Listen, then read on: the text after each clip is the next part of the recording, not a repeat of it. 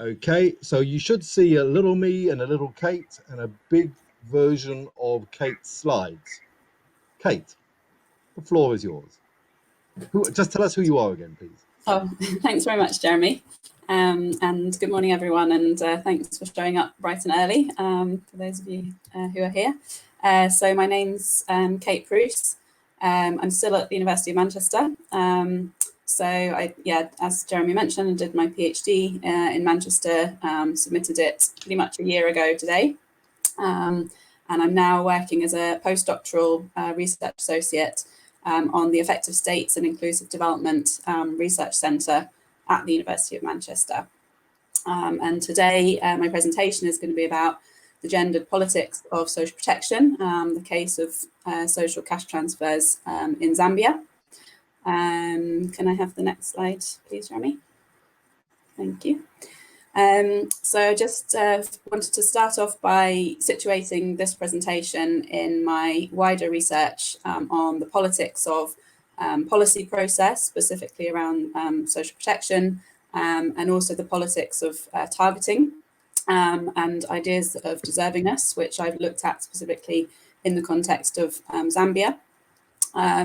So my PhD thesis was a multi-level study which was looking at global models of social protection, specifically cash transfers and social health insurance, and how ideas are introduced often by transnational actors in sub-Saharan Africa. That's been quite a common way that ideas are introduced into a country setting, but then there's kind of interaction and negotiation and dynamics at the national level in terms of adoption of ideas, which policies get adopted, and then also implementation. So these ideas kind of reach the national and the local levels.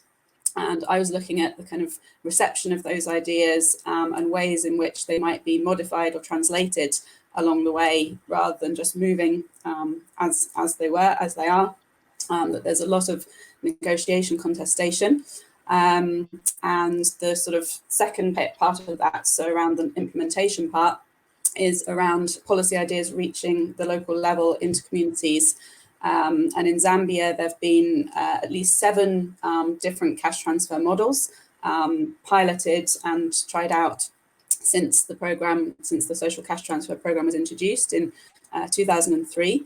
And these include sort of quite different models around a social pension, a child grant, models that are based on sort of incapacitation, a model called the 10% model, which was trying to target the poorest 10% people in particular communities. And some of these models have had impact evaluations. So there are results, there are studies that have shown the different impacts of the different models and the poverty reduction results, economic multiplier effects, which generally have shown positive effects. They've been a good way of sort of selling cash transfers as a successful model for poverty reduction.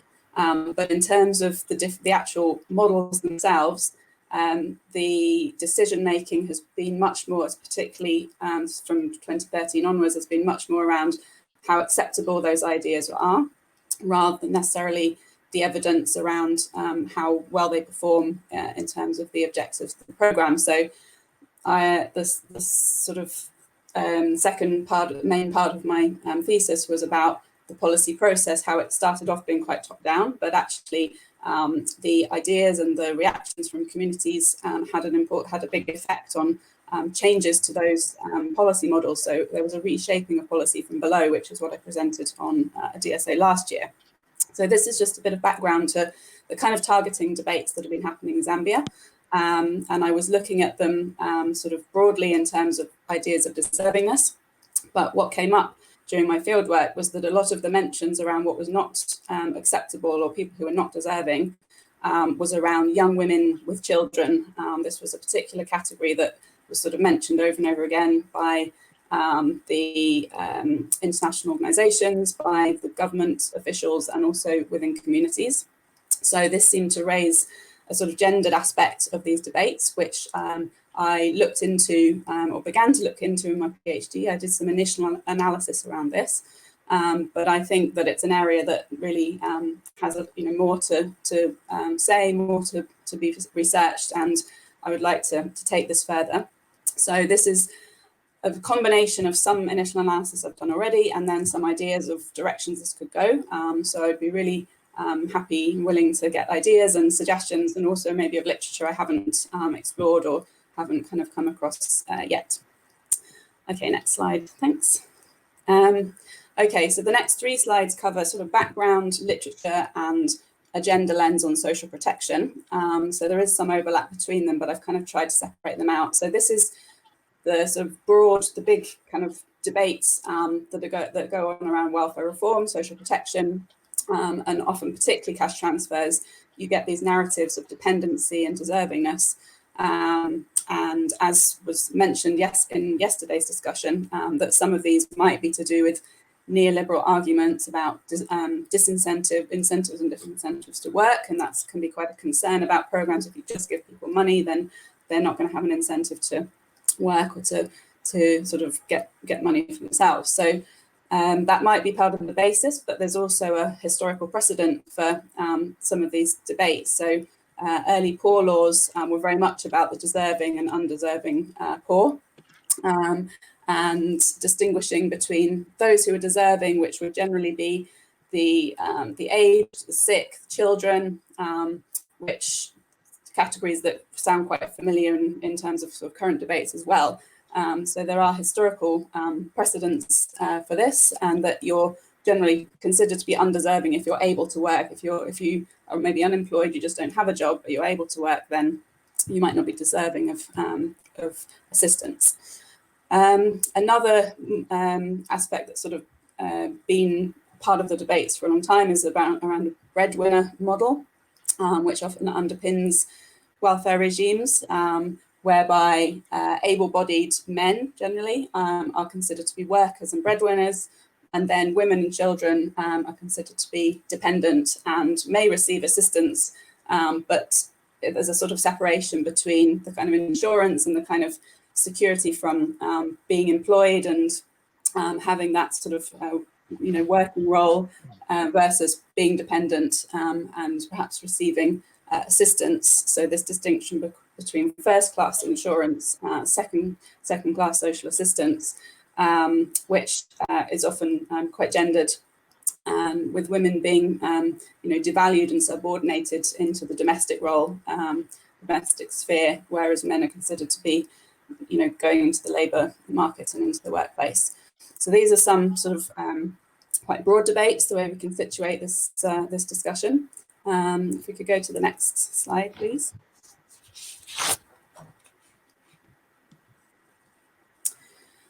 And then looking at some literature that might help us to think about these gender discussions, particularly in the area of welfare and particular programs or particular ways that that it's been kind of analysed. So Fraser and Gordon worked on a genealogy of dependency, which emphasised the gendered and racialised constructions of welfare and dependency. This was particularly in the US, with welfare recipients being usually characterised as deviant and stigmatised.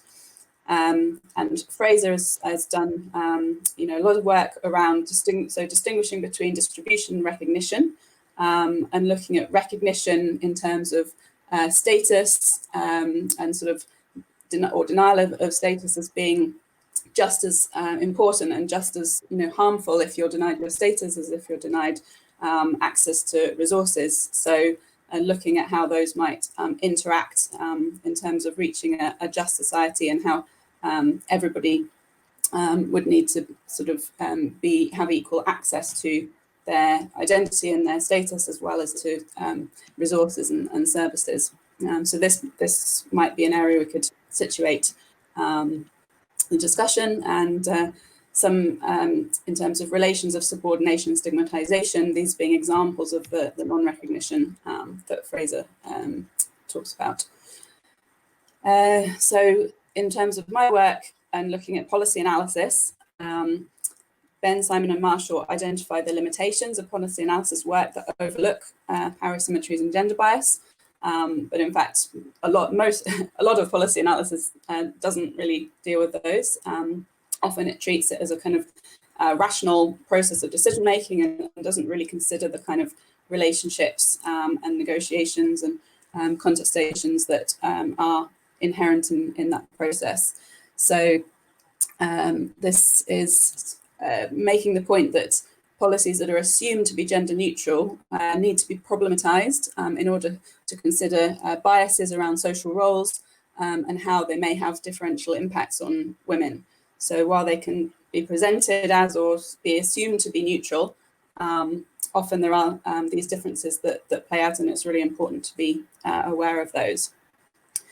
So examples of feminist analysis of the welfare states has highlighted some of these ideational and relational dimensions of social policy. So Orloff and Palia, Orloff also has other articles on this. So there is an awareness, or there is analysis on this, but feminist analysis tends to be quite separate from mainstream analysis, and there isn't always a lot of overlap or a lot of discussion between these bodies of literature. And then in terms of, so this is sort of about analysing policy.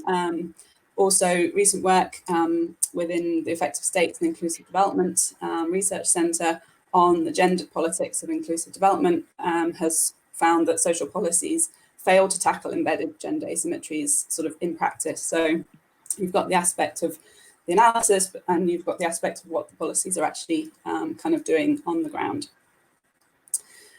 So coming to social protection and have a gendered lens on social protection, you've got a kind of balance in a way, or sort of tension in a way between often there is a lot of discussion about gender in social protection designs and the idea of programs being gender sensitive, of being empowering to women.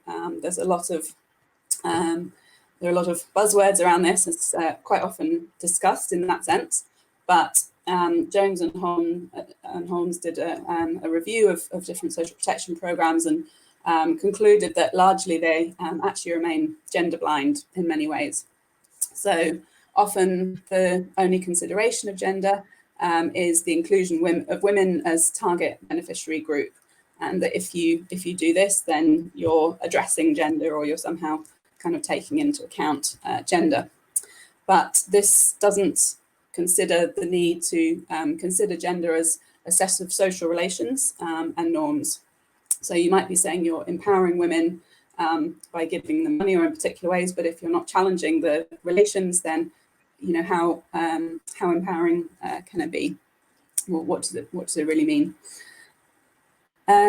So yeah, and in terms of this empowerment as well, it can have the effect of placing additional burdens on women. So particularly conditionalities, they're often around sending children to school, making sure children are vaccinated, and often these, making sure these conditionalities are carried out falls onto women as mothers. So it can be presented as empowering, but it might also have, so for women who are already very busy, already have a lot of things to manage and to take care of, that becomes an extra burden. So Molyneux has done a lot of work on social policy in Latin America and identified these policies often as being maternalistic, and that they assume that the responsibility for the family, for taking care of children, falls onto women as mothers. And that this therefore reproduces these traditional roles and social divisions, and that it often makes women quite economically insecure. So they, as mothers, they are. I've just got my 5-minute warning, so like, I've got a lot to cover. So this is one way of looking at the treatment of women in social protection is as mothers, and a sort of idealized vision of them as mothers within the family.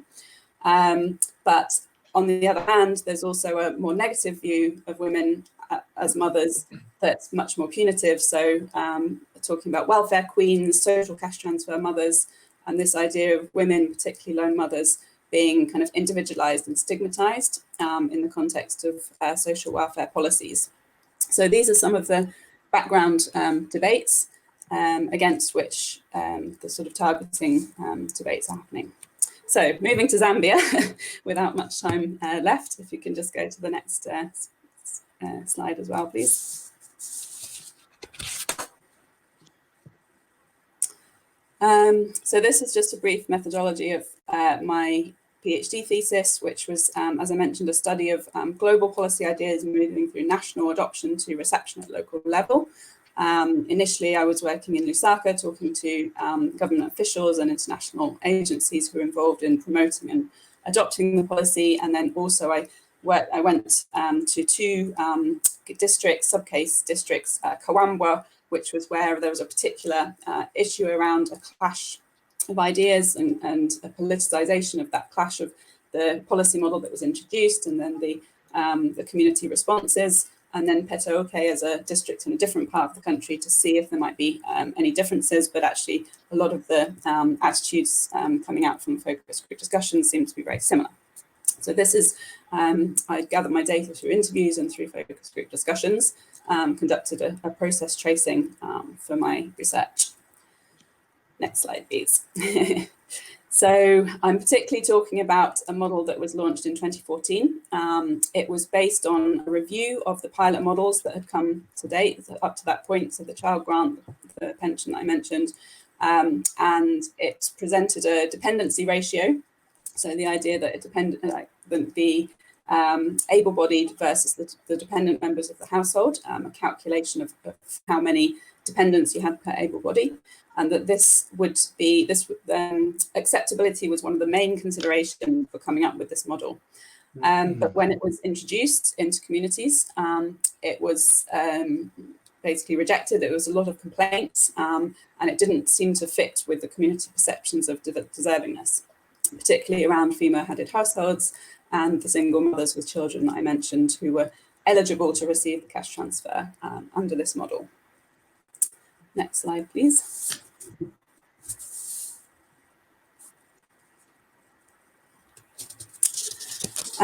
So the findings were that despite this dependency ratio being identified as the best eligibility criteria in this assessment and the targeting recommendations, the findings were that households with high dependency but also labour capacity are perceived to be in control of their situation and therefore less deserving. So some of the focus group discussion quotes were about, if you have 6 children, you have to have a plan. You can't have this many children if you can't support them. Having a lot of children is your fault. If you're well, you have to be able to support them and not expect somebody else to support them. So there's a lot of emphasis on people being able to work for themselves, and labour capacity seemed to be a clear factor of deservingness. It was those who were incapacitated, such as the elderly, the disabled, considered to be visibly deserving, who were more acceptable as kind of groups to receive these cash transfers. So the predominant belief emerged that able-bodied people, both male and female, can support themselves and their families. So if you have labour, you should be working. That's why there's an issue with women with many children. So the next slide, please. So in terms of my initial analysis of this, Alice Evans has done quite a bit of work on gender and specifically in Zambia. And she's found that there has been, this particular study was based in the Copper Belt, so it's an urban area, and she does identify that there are differences between urban and rural settings, but found an empowering shift towards increased flexibility in gender divisions in the labour market in Zambia, but that this has not been accompanied by a change in attitudes to unpaid care work. So again, in Zambia, but also more broadly, caring and home working roles continue to have low status, considered to be feminine work, which leads to a double burden for women, but double burden of labour, which has been identified, quite a while ago. This is not a new concept, but Evans identifies this as still being the case, where women are now, it's much more acceptable that they go into the labour force and that they do work, but they also continue to be expected to take the burden of the majority of the caring responsibilities in the home as well. So therefore, while the expectation of women to work somehow seems to subvert traditional stereotypes of women's role as dependents and caregivers, it seems to do so in rather a punitive way rather than a transformative way. So it gives that opportunity or that sort of expectation to get into the workplace and to earn for yourself, but not really taking into account that if women, especially if they're single mothers, have children to look after, and it might be difficult to balance up both of those responsibilities. And this doesn't seem to be recognised in the discussions and also in the designs of some of the social protection programmes. So the final slide, please.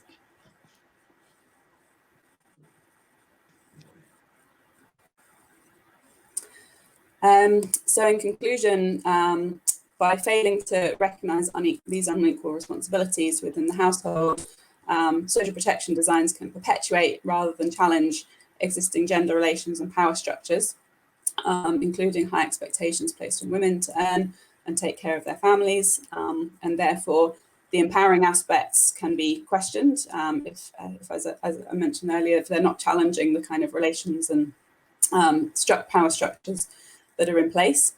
But in terms of understanding this and sort of further analysis, I think there are still more questions. And also in terms of the literature, some of it is actually quite dated now. So in terms of finding more recent kind of debates, or if there are any areas of research or literature that maybe I haven't come across, or things that might help to feed into this analysis, then be really excited to hear that.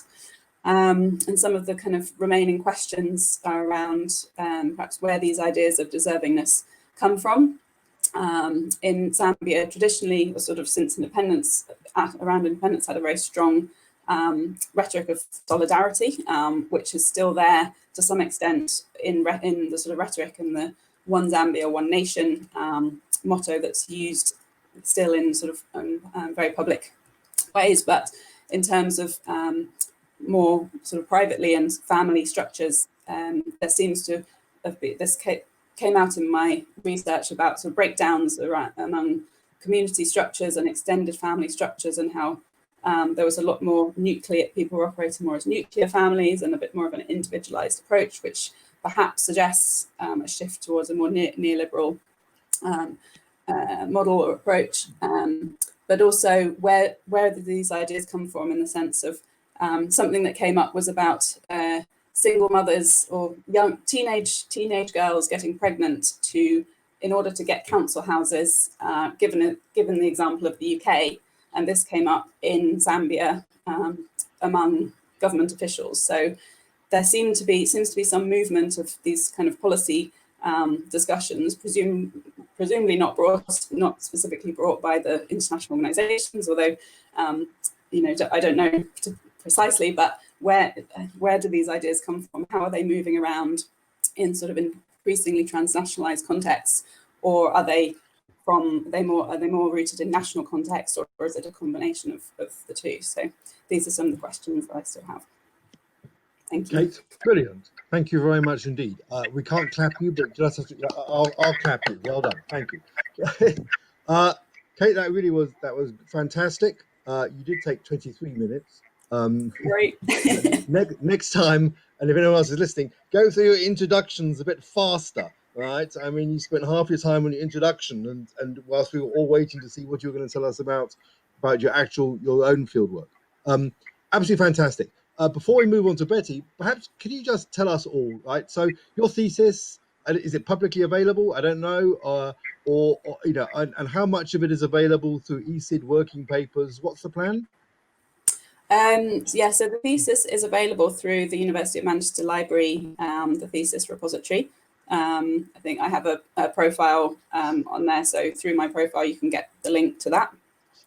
And then the first, or one of the main chapters in the thesis, is published as an ESID working paper, and also a chapter in the book that you mentioned yesterday, The Politics of Social Protection in East and Southern Africa. That looks at the adoption story, the promotion of the ideas around social cash transfers and the adoption. In terms of what I was talking about today and the implementation and the targeting, I am currently working on, I have plans, sort of currently working on a publication for that, so it's not available yet, but hopefully will be quite soon. Great. Okay, so the format will be that we're going to hold on questions, I'm afraid, until the end. We have 3 presentations. Kate, that was brilliant. I'm going to extinguish you. Bye-bye for the moment. And we're going to bring in Betty. Betty, if you could, you're online, you're on camera, I hope. If you could just tell us something very quickly about yourself, and then I'll bring your slides up to the main screen. Just to remind you, you need to tell me when to change your slides because it's manual. Betty, over to you. Okay. Good morning, everyone. So my name is Betty Achampong. I am in my final year of the PhD program at IDS, University of Sussex. This work is part of my findings. It is not all of it.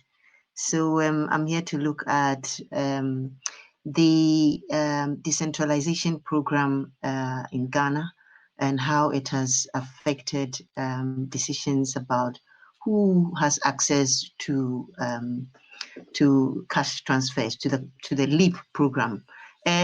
So it is not, these are sort of part of what I found.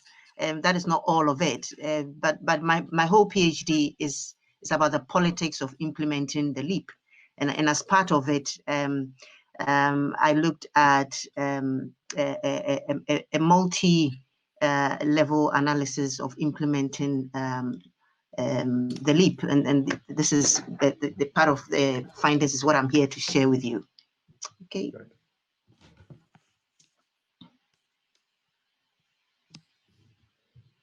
Okay, so we'll first look at the background to the LEAP, and then next the eligibility rules, the local government structure for social welfare delivery, and then compare it to what the management of the LEAP has adopted, and then look at 2 main power structures, the district level implementation, and then also the community level implementation, how the leadership actually influence the selection process. And then I'll look at the contribution of party politics to the outcome of selection, and then the key messages that we can take away. Okay, next slide, please. Oh, sorry, I'm on the wrong screen here. I beg your pardon. There we go. Okay, so this is a little background to the LEAP, which is the Livelihood Empowerment Against Poverty program. This is a conditional cash transfer program that was implemented in Ghana, started in 2008. It came about as a result of the Ghana government looking at making efforts to reduce poverty through a lot of economic growth, and enhancing measures. And the revelation was that even though Ghana had made modest gains in growth and has significantly reduced extreme poverty, in fact, by half, 18.2% of the population remained in extreme poverty. So the Ghana government then consulted with the World Bank to conduct a poverty and social impact assessment analysis. And the idea of, a conditional cash transfer came up. So this became sort of an alternative to the growth enhancing measures, which were in place but were not really working to reduce and to get people out of extreme poverty. At the same time, you had transnational actors who had deep interest in reducing poverty from around 2000 onwards. So they had made a commitment to poor countries to assist them to reduce global poverty. And then this kind of interest also intersected with the interests of the Ghana government.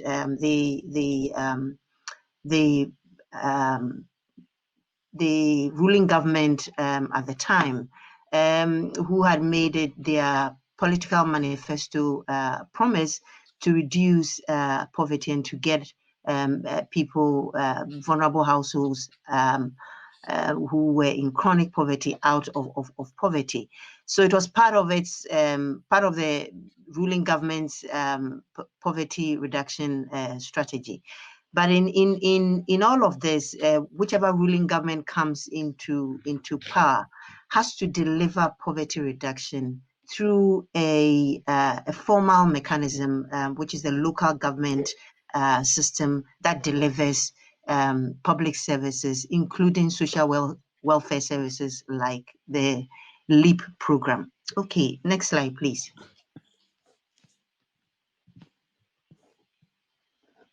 Right, so these are the eligibility rules for the LEAP program. First of all, to be eligible for the cash transfer, households must be extremely poor. So this is the equivalent of households living on about 70 cents or less per day. And at least should fulfill one of the conditions here. So you must have in the household, they must have an orphaned and a vulnerable child who is of school-going age, so less than 15 years. They should have also persons with severe disability who don't have any sort of productive capacity. Third, they should have elderly persons aged 65 years and above with no support from the government or family support. And then the fourth is that they should have a pregnant and lactating person, a woman with infants aged less than a year. So these eligibility rules have been carefully put together by technocrats and social welfare, social workers who at the time, designed this, the LEAP program. Now, the LEAP program, the management of the LEAP actually administers the LEAP through the local government structure, which is a 4-tier system, which is a recognized mechanism for delivering public services. So you have the central government there, which does all the plans and decisions, and then takes it down to the metropolitan, municipal or district assembly. So that is the second tier administrative level, and then there is a third and a fourth tier. So I think, Jeremy, you put on the wrong slide. Betty, I've just realised that, so I'm Yes. gonna swap them over. I apologise. If that is okay. Yes. Is this the right slide? Yes, that's it.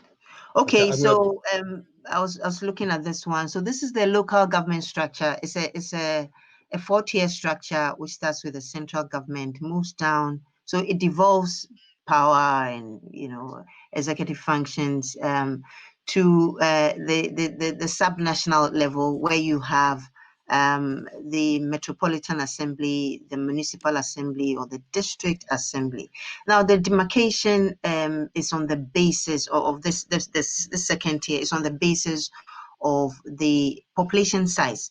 So where you have a subnational government unit that oversees up to about 250,000 people, then you talk about a metropolitan assembly.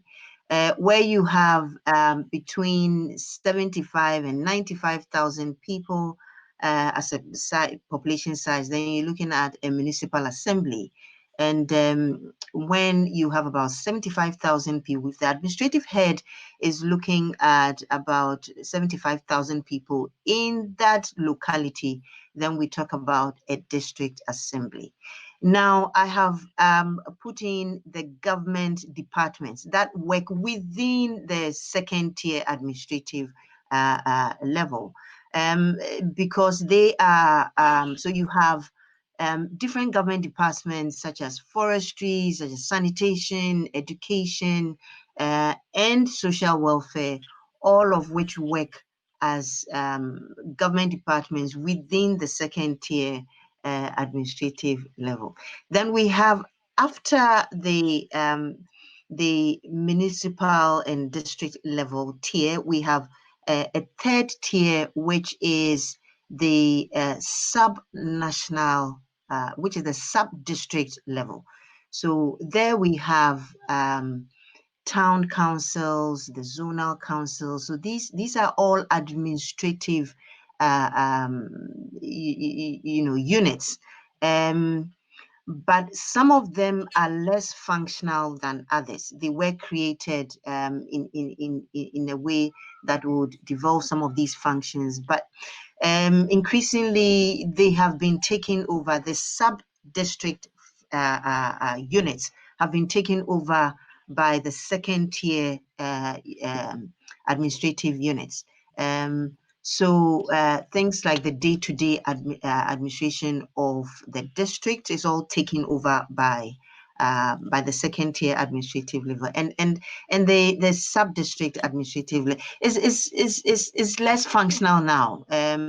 Collecting revenue, taxes, making sure that bins are collected at the district level or at the village level. It's all down to the metropolitan and municipal assemblies. Okay, so this is the local government structure. It's 4-tier.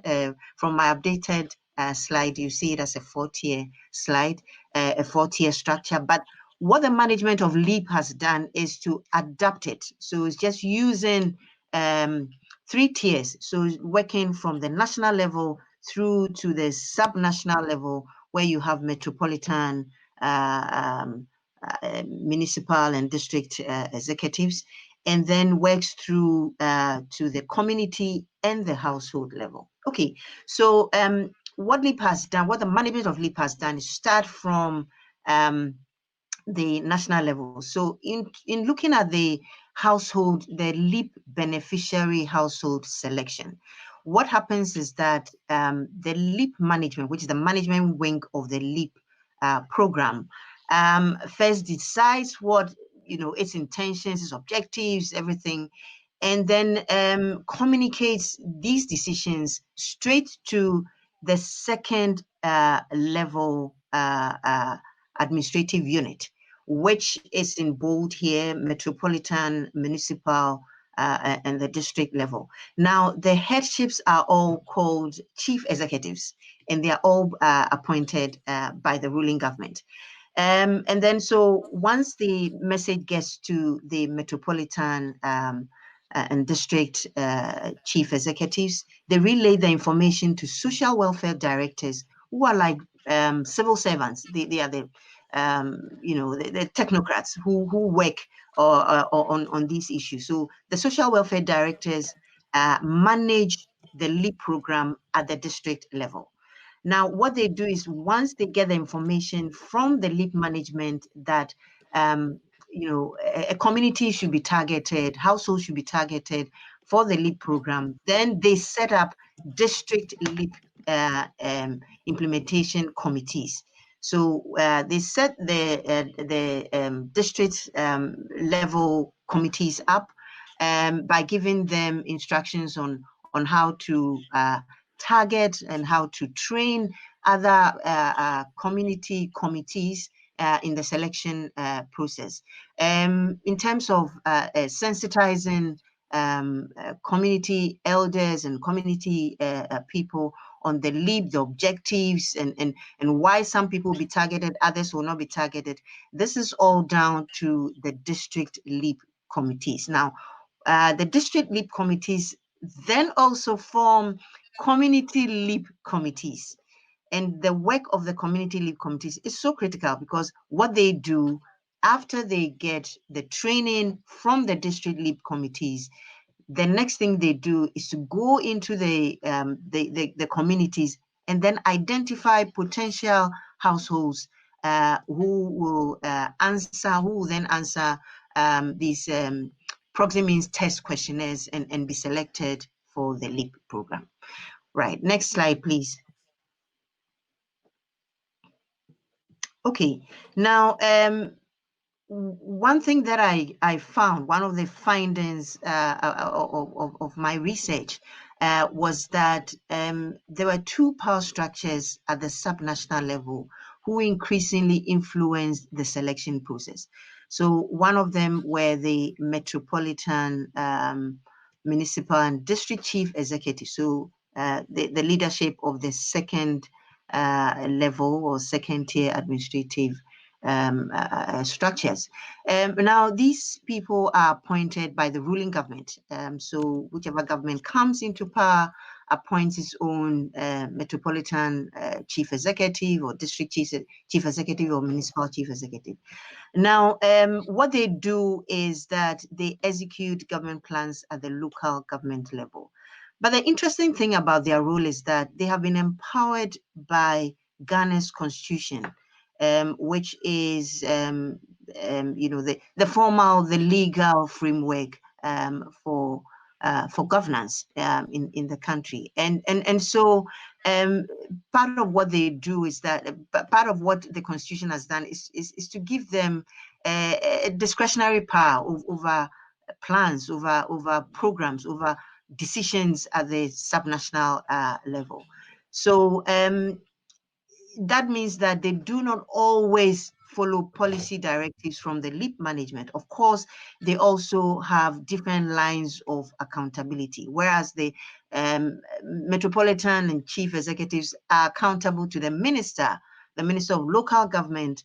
The LEAP management is not. The LEAP management, people at the LEAP management are civil servants, so they have different lines of accountability. Now, rather than following what the LEAP management's instructions are on using trained people to administer proxy means test questionnaires, the municipal chief executives were using their own people at the village level, at the community level, to administer some of these proxy means tests.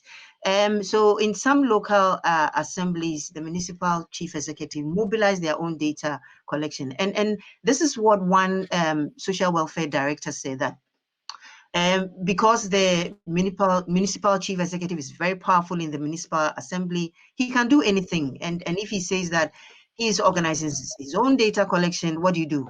But what happens is very much of a political thing, that he only selects people that he feels can support his constituency, and these are the people. So they are party foot soldiers who actually go into the communities and administer the proxy means test. Next slide, please.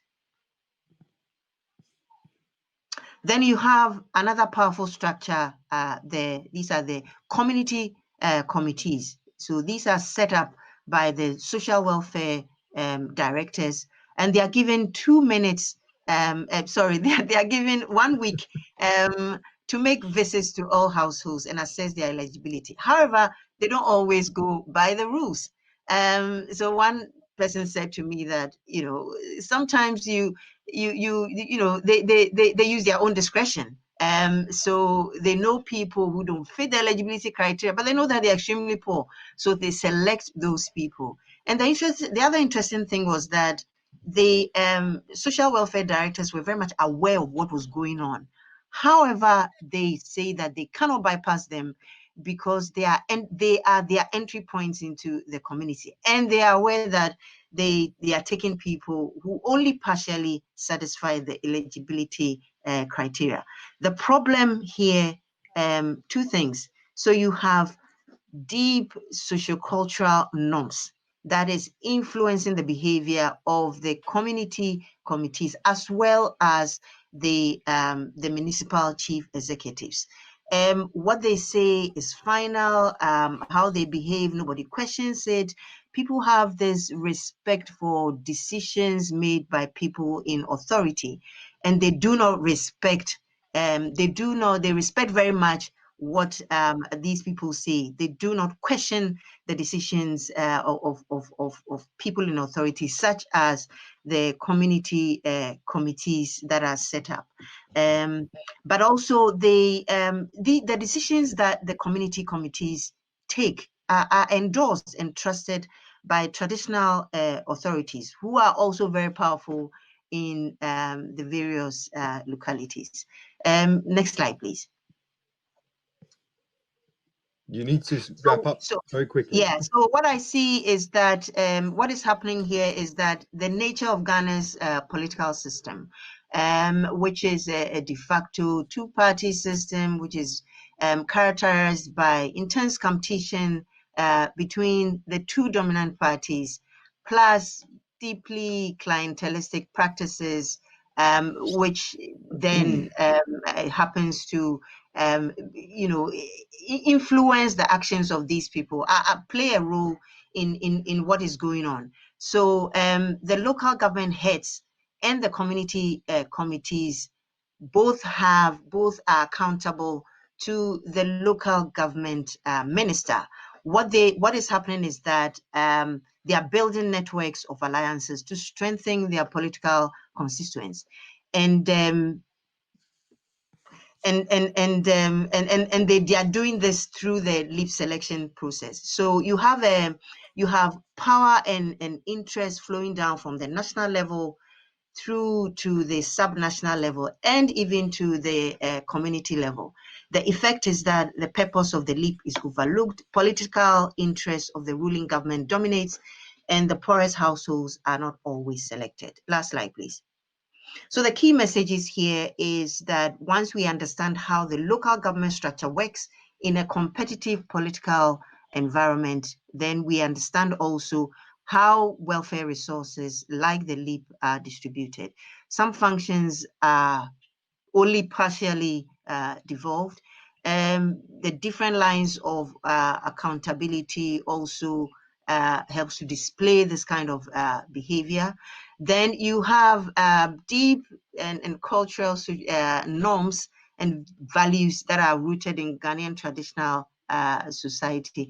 That seems to influence the behavior of the people that are in authority as far as the subnational structures are concerned. And the effect is that it shapes the behavior of local government leaders and affects who gets selected onto the LEAP program. Thank you. Betty, thank you very much indeed. And I apologize for hi everyone, can you hear me? Mucking up your slides. That's okay.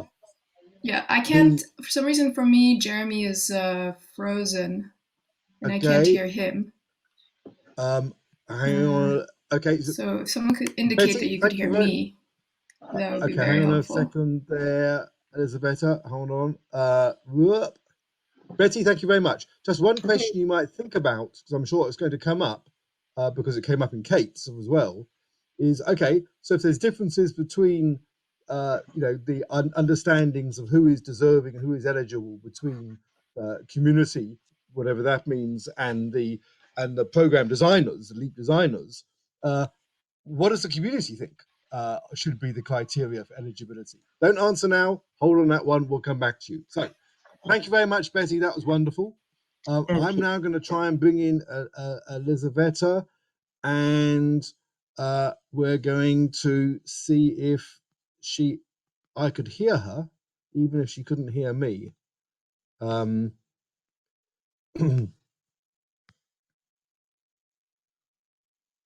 Elizaveta, can you hear me? We can hear you. Hear Jeremy, but I'm just going to go for it. Good. Go for it. Right. So I know I'm the last presenter. I also don't have slides, but I have made my talk pretty short and also quite purposefully provocative. So hopefully I can get everyone fired up enough and disagreeing with me, to feel refreshed. So my paper in many ways actually speaks to Kate's earlier paper. And the bigger, oh, by the way, I'm Liz. I'm based at the University of Oxford at the African Studies Center. And the bigger question of my overarching research agenda is basically to ask, why not get something for nothing? So yesterday, in the discussion after the presentation in this panel, people were having a discussion around, should people get something for nothing? What are the points of resistance to that? So my project as a whole asks, in a context of global abundance, where we have gross wealth accumulation by some people and persistent poverty for others, together with a crisis of both overproduction when it comes to the environment and of a crisis in wage labor when we look at precarity, insecurity, underemployment, and working poverty, which exists around the world. Why is there still such a staunch resistance to universal direct redistribution? Or to put it in terms of social protection, why not have universal unconditional income security for all? So the key question for this paper is, what forms of social protection do people expect to access universally for nothing? And what are our intuitions around this? Where do they come from? And in particular, I'm interested in looking at cash or income security versus other forms of social protection and social insurance.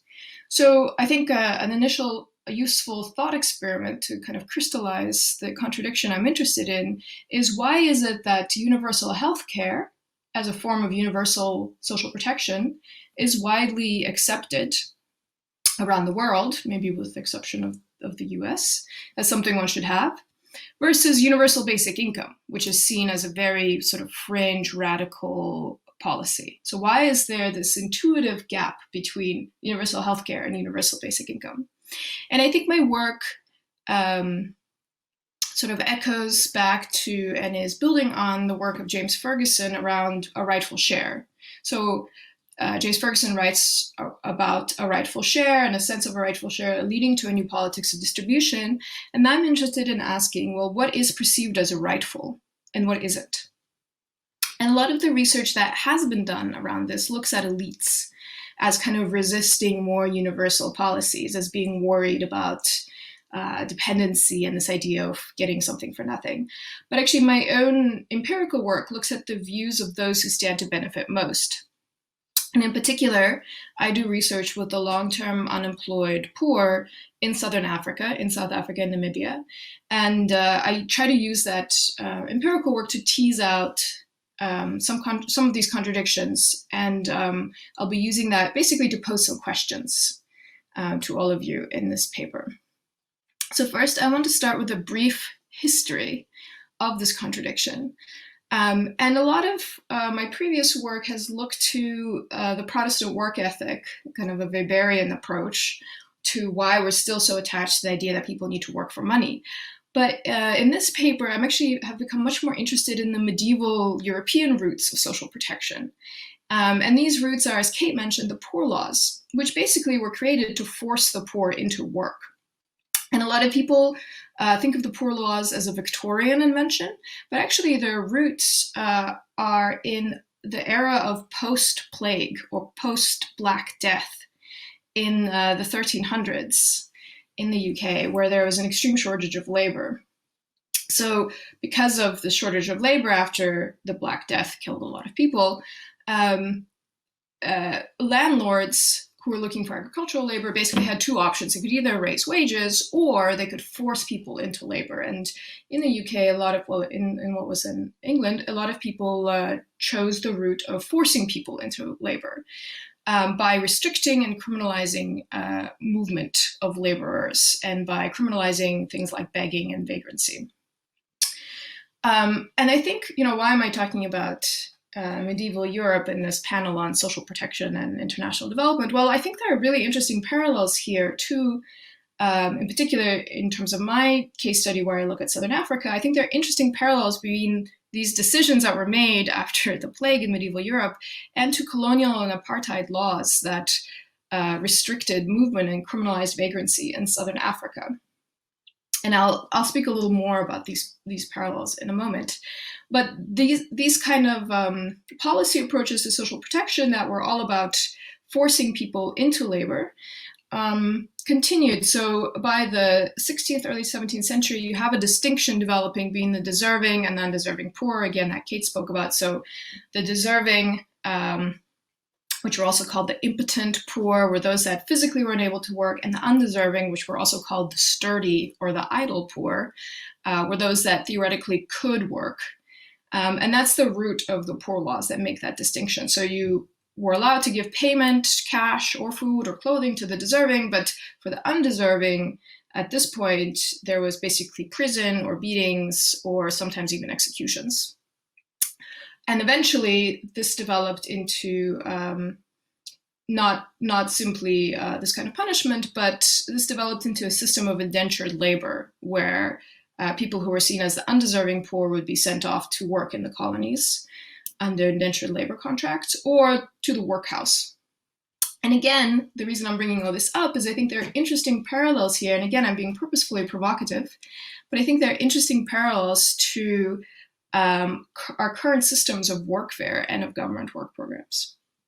So workhouses eventually by the Victorian era in England became kind of the prized alternative to other forms of aid. And what's, I think, especially worth mentioning about the workhouses, which is where poor people were sent to work, was that they were made, the conditions in them were made purposefully harsh. And often, in fact, inmates of the workhouses were brought to the brink of starvation. And the reasoning behind this was, again, fears that if the food in workhouses was better in quality than what could be bought with wages, and wages were very low in this period, then people wouldn't work. So again, it's all about this idea of labor shortages, of making sure people are forced into the labor market.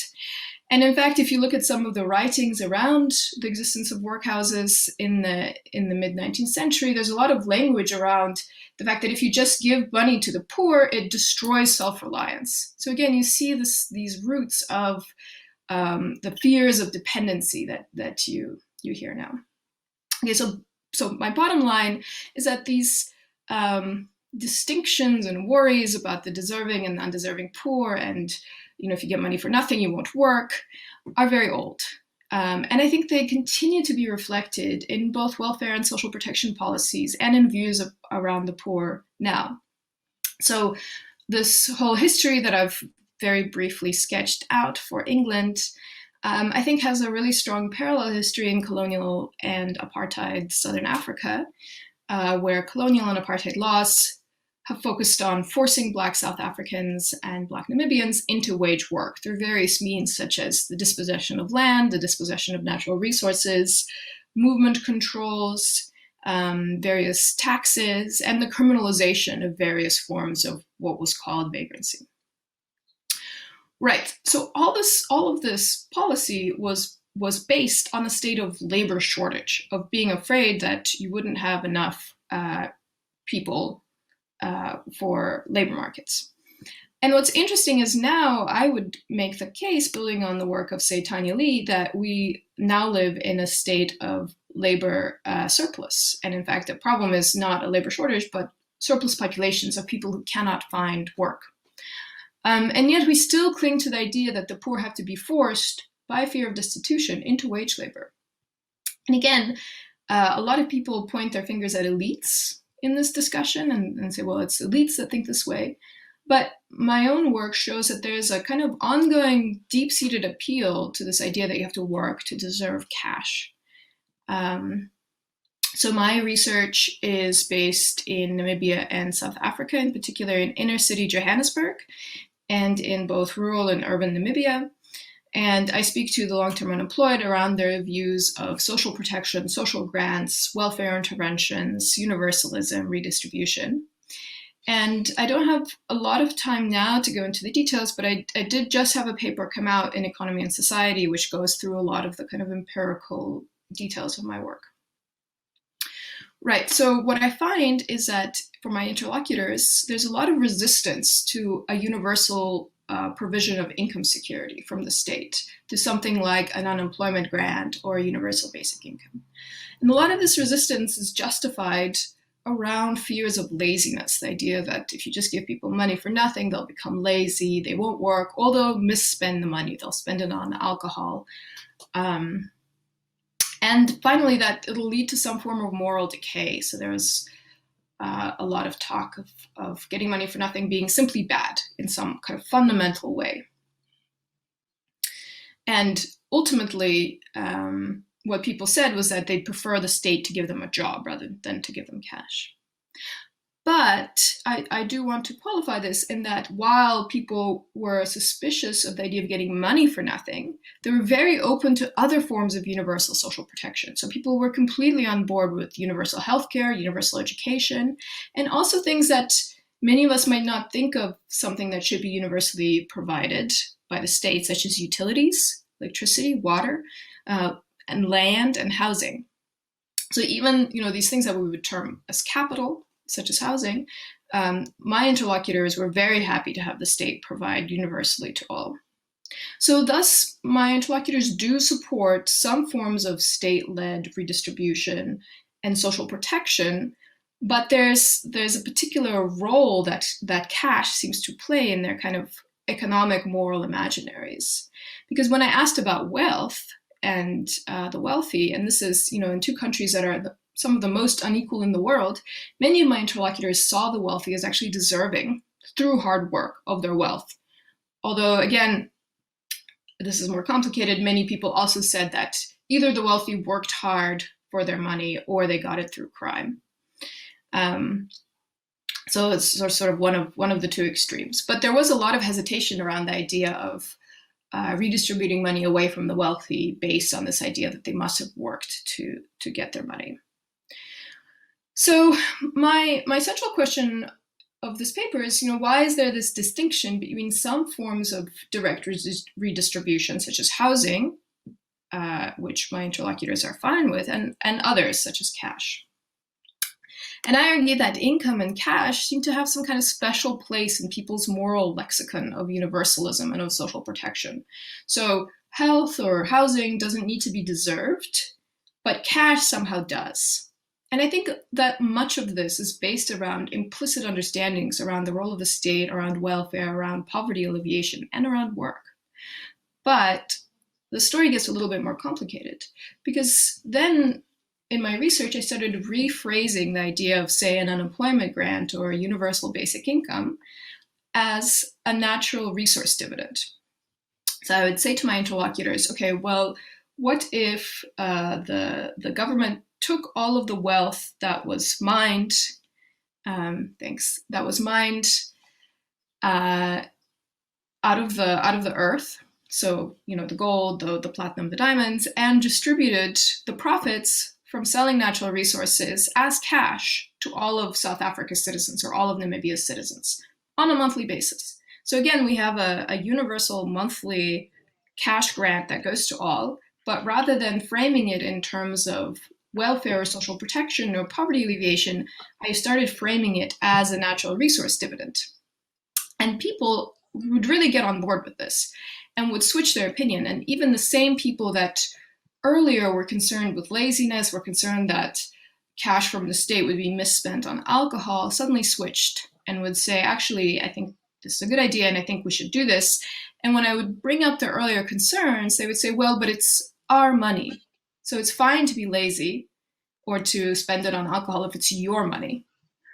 So what I take from this, and I think one of the core arguments that I want to make here, is that income security can be universal, or can be accepted as universal, but I think that it needs to be framed not around needs or poverty or correct targeting, which is what a lot of civil society debates and policy framings are currently focused on, but rather around an understanding of the kinds of claims that can be made and on what basis claims can be made. So why these resources are already rightfully universal. And I think this is largely missing in our discussions of social protection. I think in part due to the kind of intuitions I outlined at the start of this paper that can be traced back to fears of labor shortages. But again, I think these fears of labor shortages increasingly make very little sense in our world, which is increasingly automated, abundant, and where our key issues are not, I would make the case, those of production, but rather those of just distribution, of environmental limits to consumption, and of universal social security. So I think I'll end there. Thanks. Oh, okay, brilliant. Liz, can you hear me?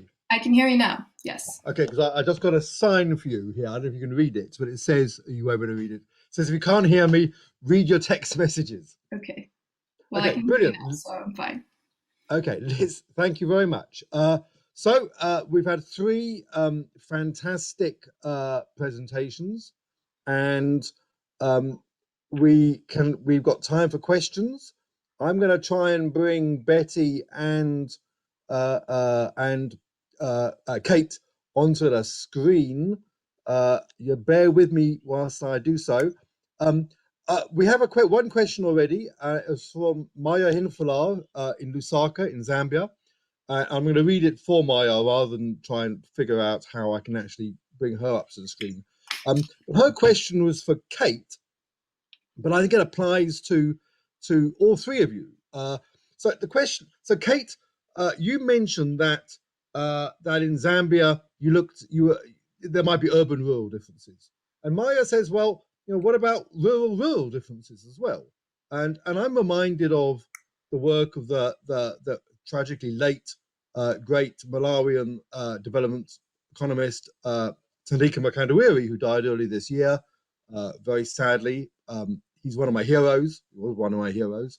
And Thandika argued, you will recall, that that in different parts, with respect to social policy and tax, that in different parts of Africa, that you have very different policy demands for policy, in a way, attitudes of the state from cash crop societies compared to migrant labor societies.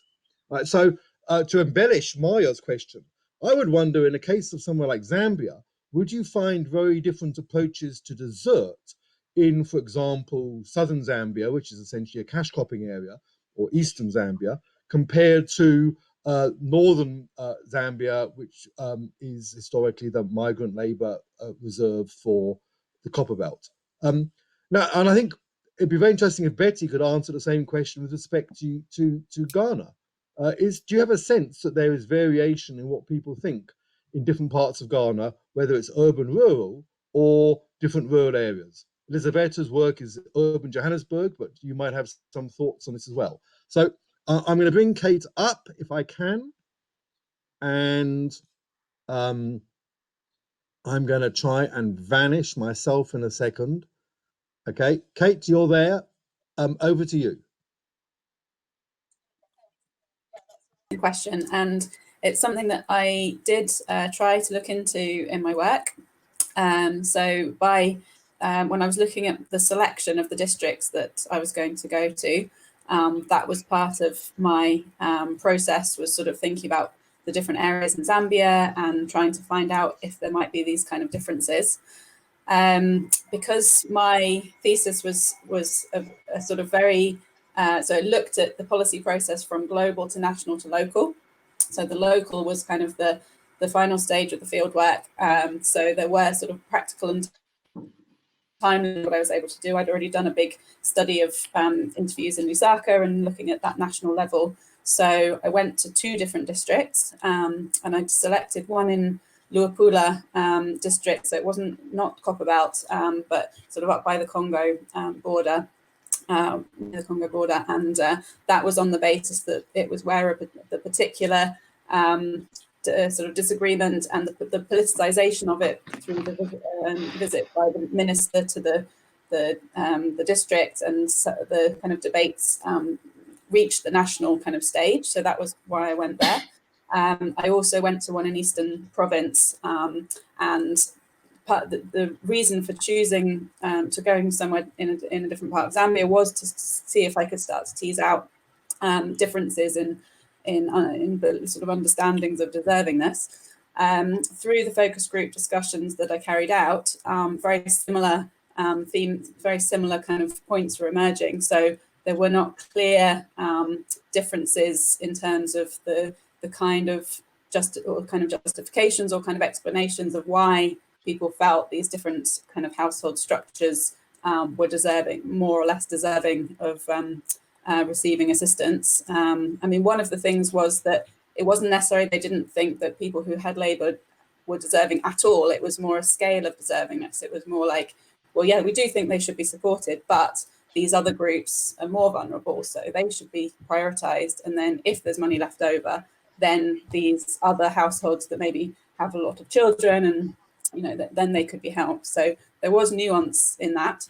But yeah, from the fieldwork that I didn't come up with those kind of differences, but I think that would be a really interesting area to go into more depth and with more time than I had to investigate that more. So thanks. Yeah.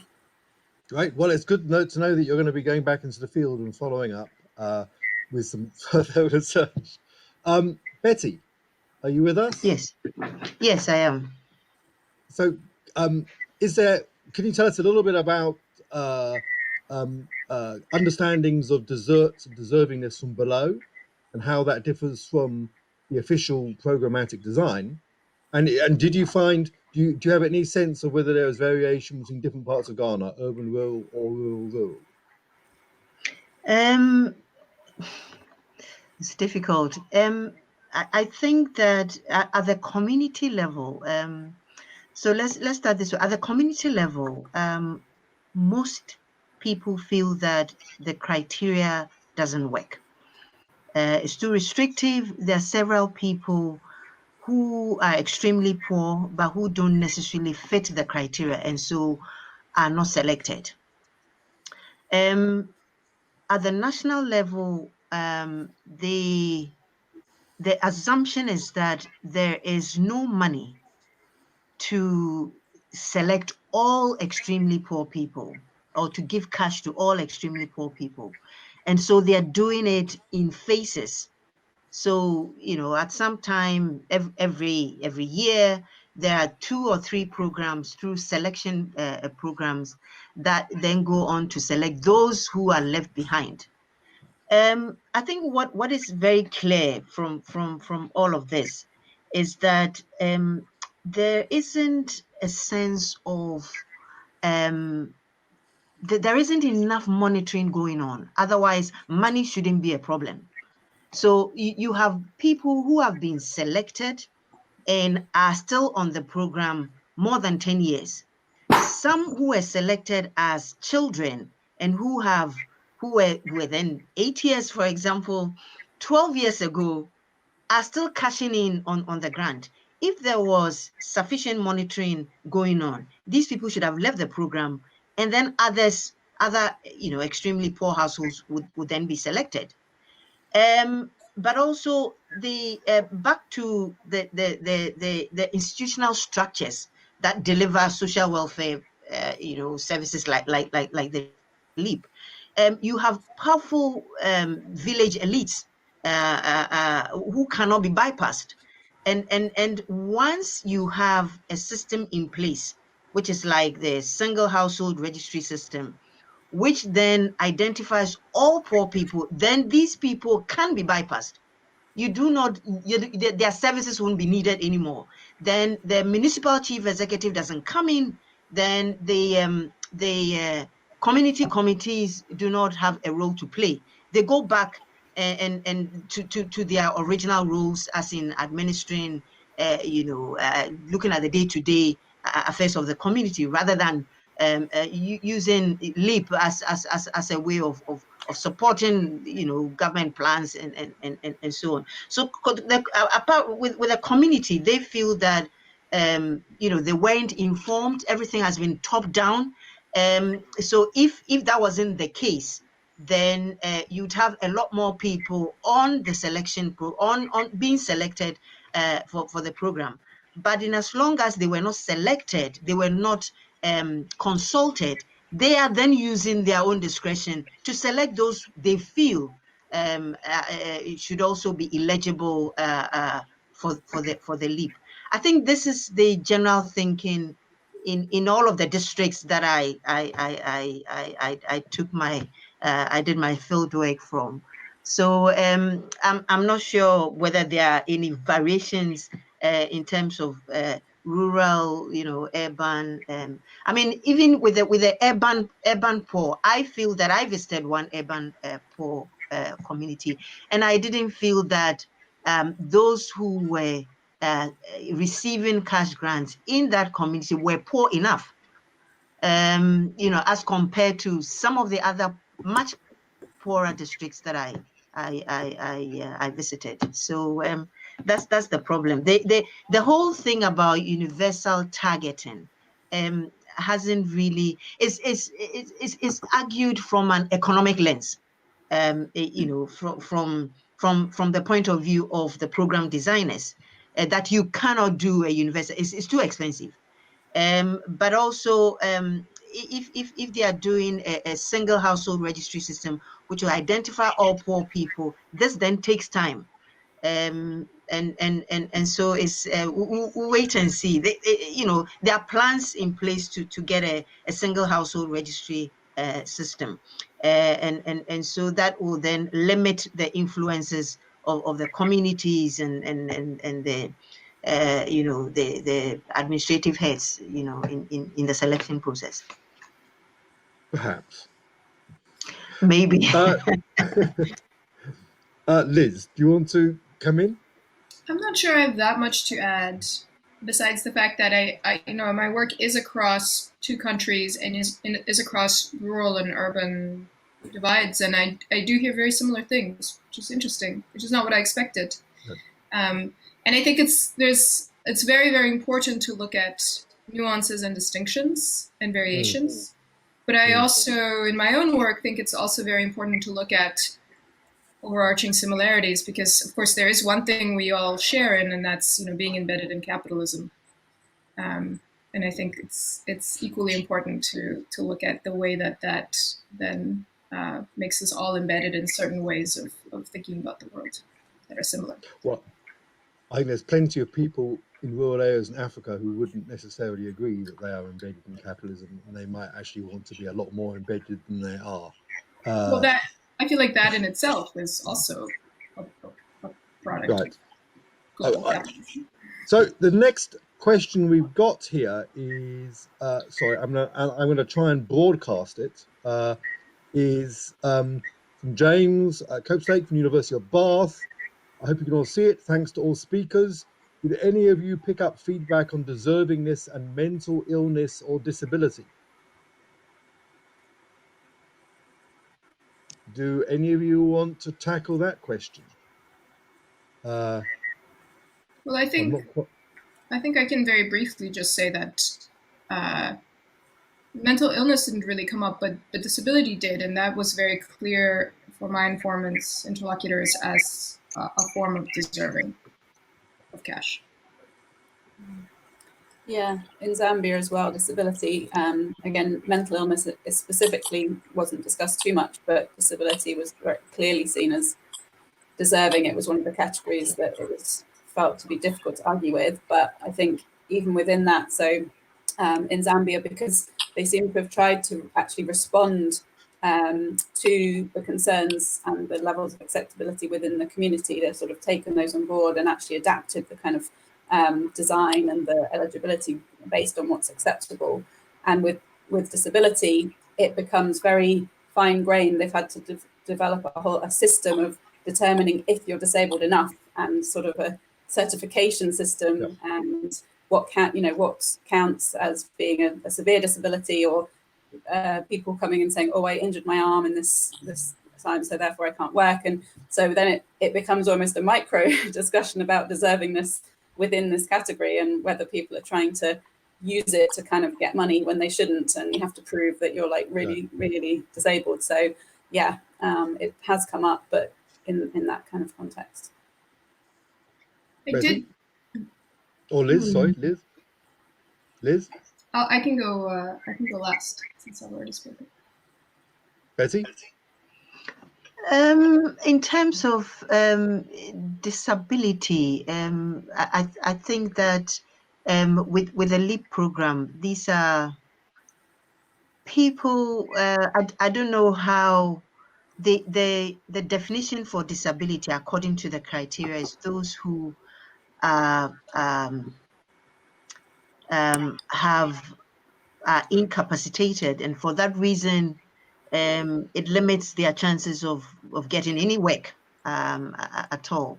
Now, from what I saw at the LEAP payments, where disabled people actually come and collect their grants, I wouldn't say that not all of them are badly disabled. And I think that with the kind of support system in place, they should go off the leap and get more people who are severely disabled onto the LEAP program. So it is also a matter of a proper definition of, severe disability.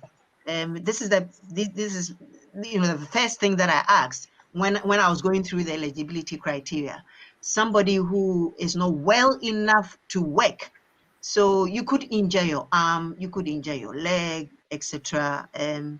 But if you belong to a household which has less than 70 cents a day coming in, then you could be selected for the LEAP program. The definition is not very clear. To me, this is what I think.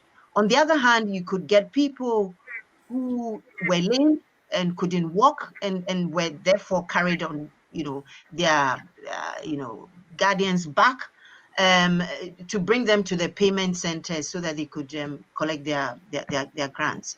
So it's really a mix, and I think that once the definition, once there's a clear definition of who is severely disabled and who then should be eligible for the grants. If that is clarified, then that should give a proper, that should make things a bit easier for in the selection process.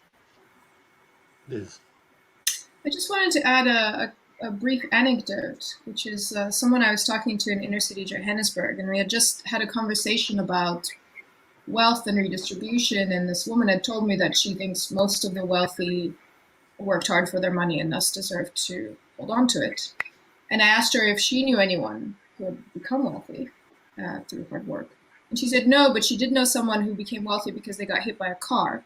And South Africa has this, not only a disability grant, but also this payout system where if you get into a car accident, through a state-mediated mechanism, you get some kind of payment. And this woman then went on to express a wish, after, contradictory enough, having said that you need to work hard to accumulate wealth, she then expressed a wish that she would be so lucky as to get hit by a car so she could get a payment, even though she had just previously expressed this exact kind of same rhetoric of deservingness and the necessity of hard work. And I think it's this anecdote to me, I'm still trying to actually think through it and make sense of it, but I think it really highlights the kind of contradictions one sees when you have a society where there isn't enough jobs, and yet people who believe so strongly that you need to deserve wealth or money in some way. Right. Well, I'd be tempted to say that, my instinct there would be that there's three criteria here. I mean, there's work, right? There's luck. And I thought maybe your interviewee there your interlocutor is thinking about luck or fate. And that's very different to some kind of idea of universal provision. Yeah. But the luck of getting injured in a car accident, not the luck. That's not the same. That's not the same claim. That's not the same kind of claim as a universal claim. Anyway, so we have another question which I'm going to put up, which is aimed at it's on Ghana, so it's really specifically for Betty, and I'm going to put it up. I would just say whilst you're reading that, Betty. James, anyone else who's interested in the disability issue, one of my former PhD students, Gabby Kelly, did a master's and a PhD on disability and desert with respect to disability grants in South Africa, which is, I think, by far the fullest empirical study that I've ever seen of of the administration of disability grants in Africa. And there's a lot of it. She's got an article, I think, in Social Science and Medicine, and she's got a whole lot of working papers that came out of our research centre at University of Cape Town. And she looks at both how disability was performed in her master's thesis, how disability is performed by applicants, and then in her PhD, how disability is administered by doctors, because in the South African case, you have to be certified by a doctor, a medical professional, as disabled in order to qualify for the disability grant. So she looked at how both the performance from the claimants and then the judgment, the discretionary judgments by doctors as street-level bureaucrats administering the program. And it's absolutely, of course, this is an absolutely fascinating game being played between doctors on the one side, who of course vary in their norms and values and attitudes. There's no uniform approach by doctors, and the claimants on the other side, who are performing for doctors, but also then might be going back into their neighborhoods and not wanting to be presenting themselves as disabled at home, even if they've just come from the doctor's office where they've been performing disability to get the grant. So her name is Gabriella Kelly, Gabby Kelly, and if you Google search Gabriella Kelly and disability, you should find stuff. Betty, over to you. Okay, I think the question was on eligibility, if I'm right, whether... I'll put it back up.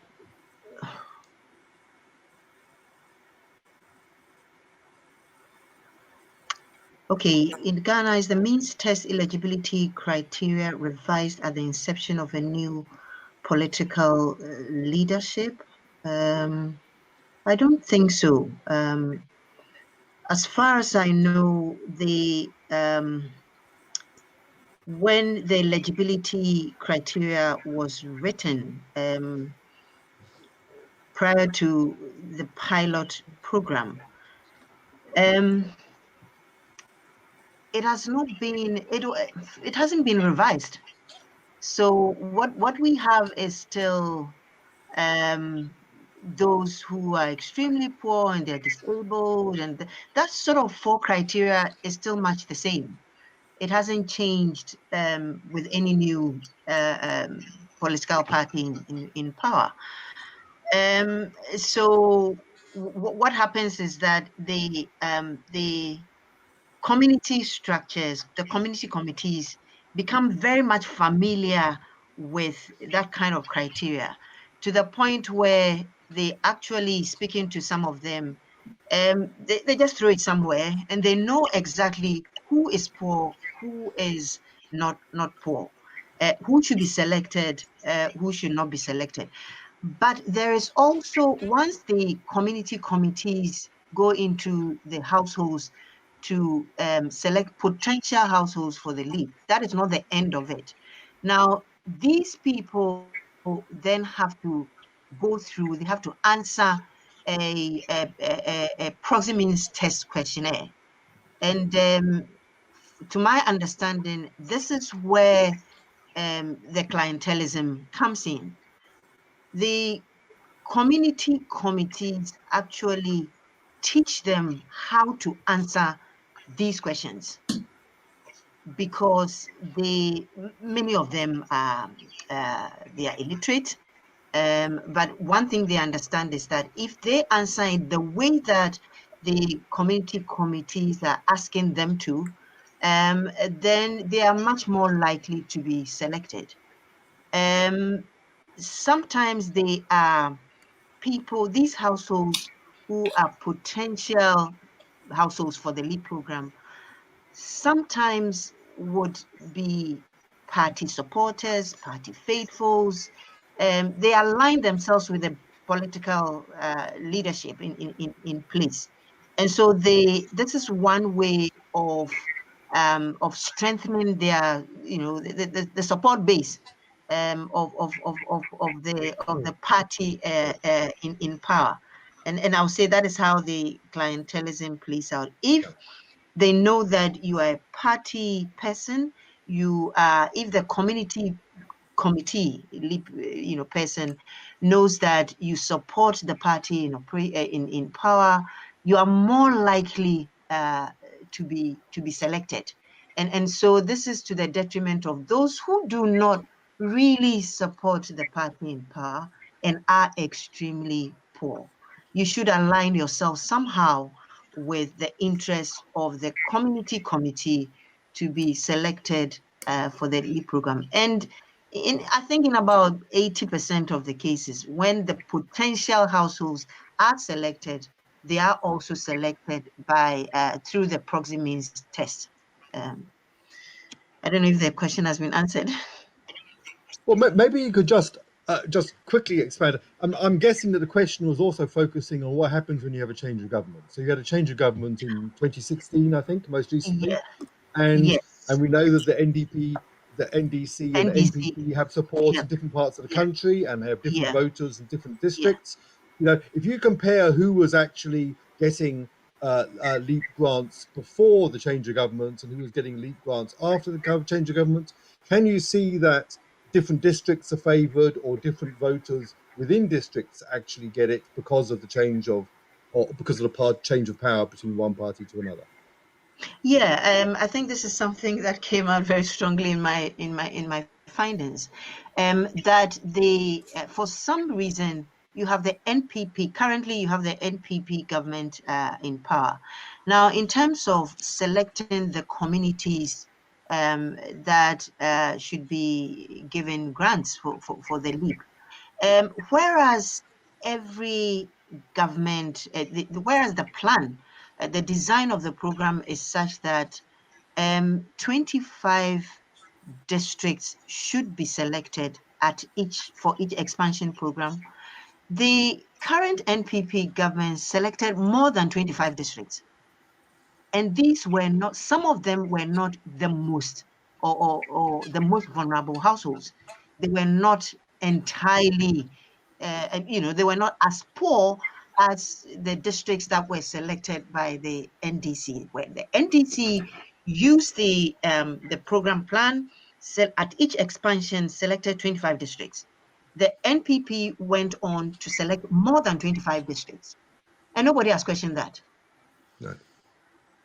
So thank you very much. Yes.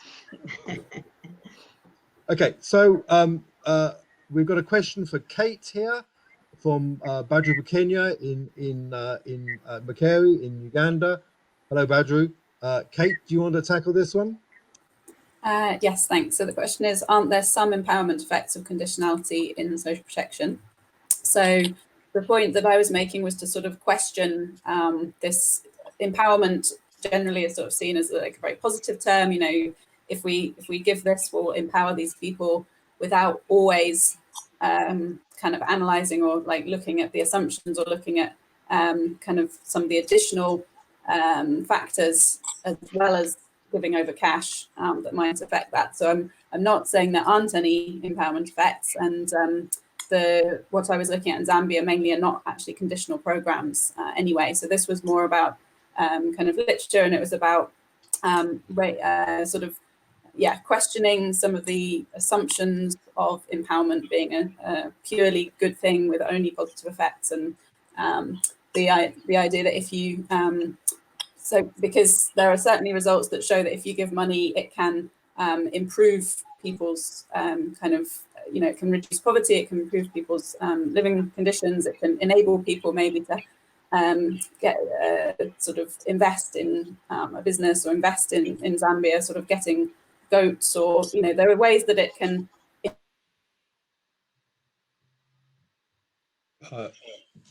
We've lost you, Kate. You're the victim of internet interruption. If you can hear us, Kate, you might want to refresh your browser. We'll come back to you. You with us, Liz? Yeah. Okay. I think we've lost Betty. We've lost Kate temporarily. I don't have any other questions in the question box. Just to remind the audience, if you want, I do actually. One's just come up. If anybody wants to ask a question yourself face to face, raise your hand, rather than ask a question. So here's another question for Betty. It's from Abdullahi. Hello, Abdullahi from University of Ghana. We have a very high-powered audience here. Betty, this one's for you. Do you have a sense of how the community LEAP implementation committees are constituted and who is responsible for constituting them? I think I do. I think Abdullah might have the answer, know himself. But I anyway, think he has the answer. Okay, so from what I learned from my field work and from the implementation manuals, it is the social welfare directors and the traditional authorities who assist them to identify these people. So, so you have the traditional authorities in the various communities who are the traditional leaders, the chiefs, the elders, who know these people very well, and so who can then vouch for them. They endorse whatever they say, but sometimes what happens is that in order that they get development projects for the community, so these are the chiefs would actually appoint those who they feel are connected to the district assembly, that is the local level government unit, so that they can get development projects there and they can empower more people at the community level. So yes, the answer to the question is that the chiefs and the elders of the community help the district social welfare officers to appoint and to constitute the community LEAP committees. But sometimes the people who make up these committees are, they have some links to the government of the day. So that's it. Okay. Thank you, Betty.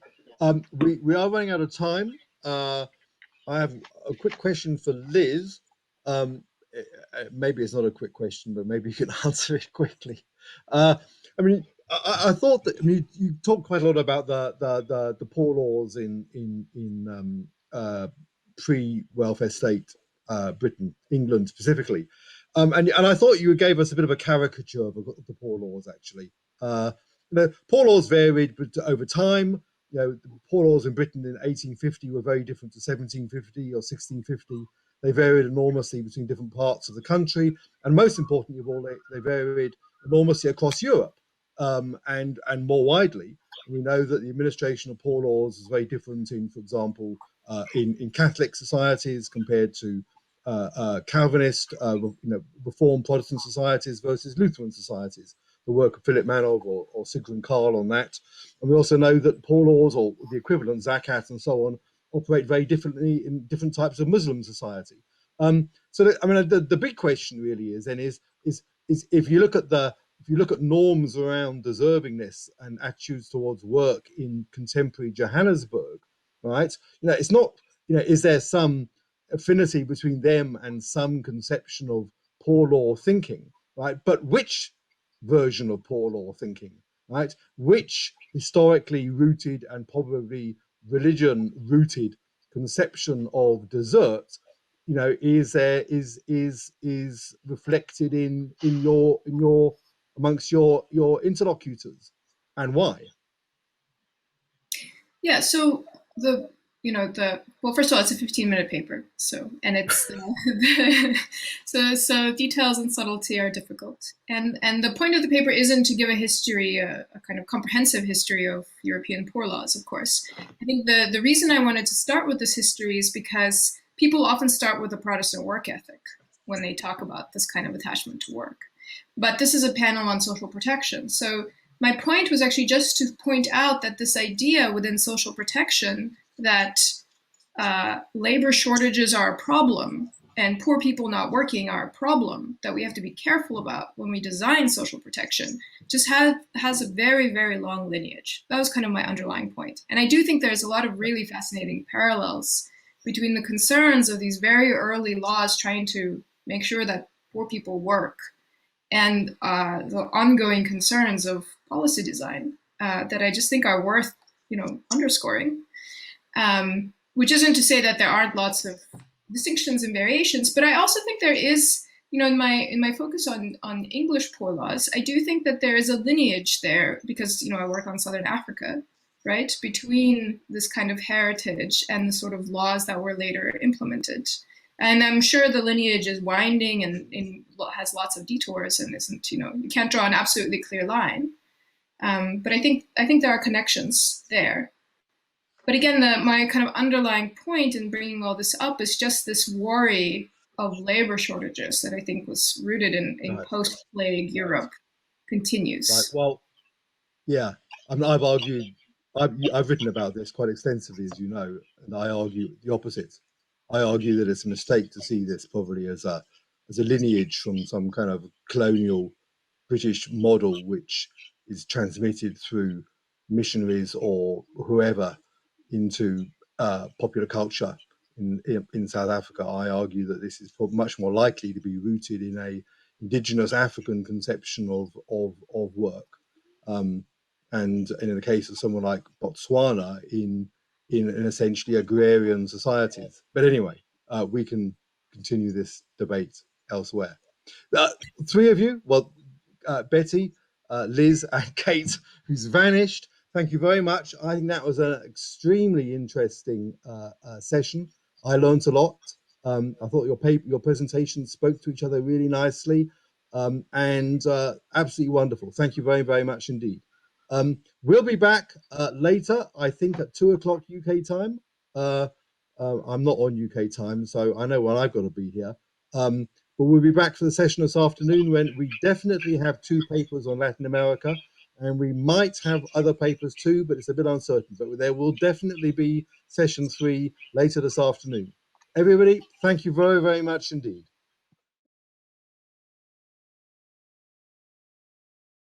Everyone, thank you for your time. My name is Reisha. I am third-year PhD student in social policy from University of Birmingham. In my presentation, I would like to put forward the role of events as one of the determiners for policy change. This presentation is based on my research on the development of financial inclusion policy in Indonesia during 2010 and 2016. Hopefully, it could provide insight to advance our understanding of the link between resources, power relations, and policy change in developing countries. In this presentation, I want to argue 2 things. First, an event could play an important role in policymaking. Essentially, an event could shift the attentions of the policy actors and shape policy. However, each event could influence policy differently. Based on my research, I found 3 patterns on how events influence a policy. 1, an event could accelerate the issuance of a policy. In this case, an event does not promote a policy change. And what I mean by policy change is a change in policy instrument, objective, or target. 2, an event could directly change a policy. This happened when an event changed the power relation in policy area. And thirdly, an event may indirectly change a policy. And this has happened when it provides resources to the selected key policy actors, which eventually change the power relation. Finally, I also want to argue that the effect of an event to a policy will depend on the policy actors' responses to the event. My research shows that when the response is lack of collaboration and learning, the policy will be a tool to maintain power instead of solving a problem. I will explain the arguments in more detail in the following slides. I divide the explanation into 5 parts. First, I will briefly explain about financial inclusion and how it has been implemented in the policy context at the global level and in Indonesia. Then I will explain the positions of events within the whole research context, including how I operationalize it in the research design. Next, we are also going to look into some concepts offered by scholars on the event-related policy change. Draw on this concept, I identified critical events in the case of financial inclusion policy in Indonesia. I will end my presentation by making explicit the nature of events and the causal mechanism between event and development of financial inclusion policy in Indonesia. To give you some context, I want to briefly explain about financial inclusion. Financial inclusion is a relatively new term. There are various definitions on financial inclusion, but essentially the term has been used to promote access on appropriate financial services. It was first introduced by the former United Nations Secretary General Kofi Annan in 2003, and on his speech, Kofi Annan claimed that the world still lacks access to financial services, whether it's saving, credit, or insurance. He also called for more inclusive financial sectors to help people improve their lives. Since then, financial inclusion becomes one of the most prominent global issues. For example, in 2015, the UN puts financial inclusion as indicator of 8 of 17 SDG. Since then, more than 57 countries, most of them are developing countries, released the National Strategy on Financial Inclusion. And finally, in 2017, the World Bank proposed universal financial access by 2020 as the global agenda. So this raised questions why and how these countries adopt financial inclusion in their national agenda. So I start to do research on how Indonesia adopts financial inclusion. I use the concept of policy change from Hall. Hall suggests analyzing the change from policy objective, instrument, and targets. Using this framework, I trace the change for policy on financial access in Indonesia from 2016 back to 2009. Indonesia had issued various policy on financial access, but for this research, I choose policy at the national level, and they are released by either president or vice president because it has the highest level of jurisdiction. During 2009 to 2016, the study found 3 main regulations on financial access released at the national level. And from these regulations, I found that financial inclusion is actually a new term. Before 2010, the government and regulator used the term improving financial access. But starting in 2010, some policy documents start to introduce the term financial inclusion. The table here shows the result of the analysis. The most obvious change is the causal reasoning. In this case, the policy document states what financial access is capable of doing. In 2009, the policy stated that financial access on small-medium enterprise would be able to promote real sectors and economic growth. Then in 2012, the policy stated that financial access would be able to reduce poverty. While in 2016, the policy stated that financial access would promote inclusive economic growth. The other apparent changes are related to target and policy instruments, which become more diverse and more quantified. In 2009, the policy was solely focused on the credit for the small-medium enterprise. But then in 2012, the instruments were added using telco and mobile money. It also extended the target to the beneficiary of social assistance. And finally, in 2016, the government promotes digital payment and branchless banking as a policy instrument, and the government also aimed to make 75% of the adult population included in the formal financial system. At a glance, the policy increasingly reflects the recommendation from the World Bank stated in their report called Global Findex. However, when I observe it more closely, the objective, instrument, and policy targets also illustrate some policy change in other areas, and we will see that the link on the next slides. But first, allow me to describe a little bit about my research design. So I start my research with an overarching research questions: why and how Indonesia develops financial inclusion policy. And by answering these questions, I aim to develop more understanding on the diffusions and development of financial inclusion in Global South countries. I use Advocacy Question Framework, or ACF, as a basis for my analysis. This theory basically argues that policy change might be driven by at least two of three things. The first factor, which always exists in every policy change, is the event. The other two are the policy learning and coordination. And my research is looking at these three factors and how they lead to the development of financial inclusion policy in Indonesia. But my presentation today is only focused on the first factor, that is the role of events. So to achieve the research objective, I used a case study. I took one of the Global South countries as the case, which is Indonesia. The study focuses on the mechanism of policy change that was happened between 2010 and 2016. This time is chosen because, as we saw in the previous slide, Indonesia had released two different strategies for financial inclusion within this period. The first time Indonesia released is a national strategy for financial inclusion in 2012, and they released the second strategy in 2016. I employed a qualitative study. I gathered data through an in-depth interviews with key policymakers.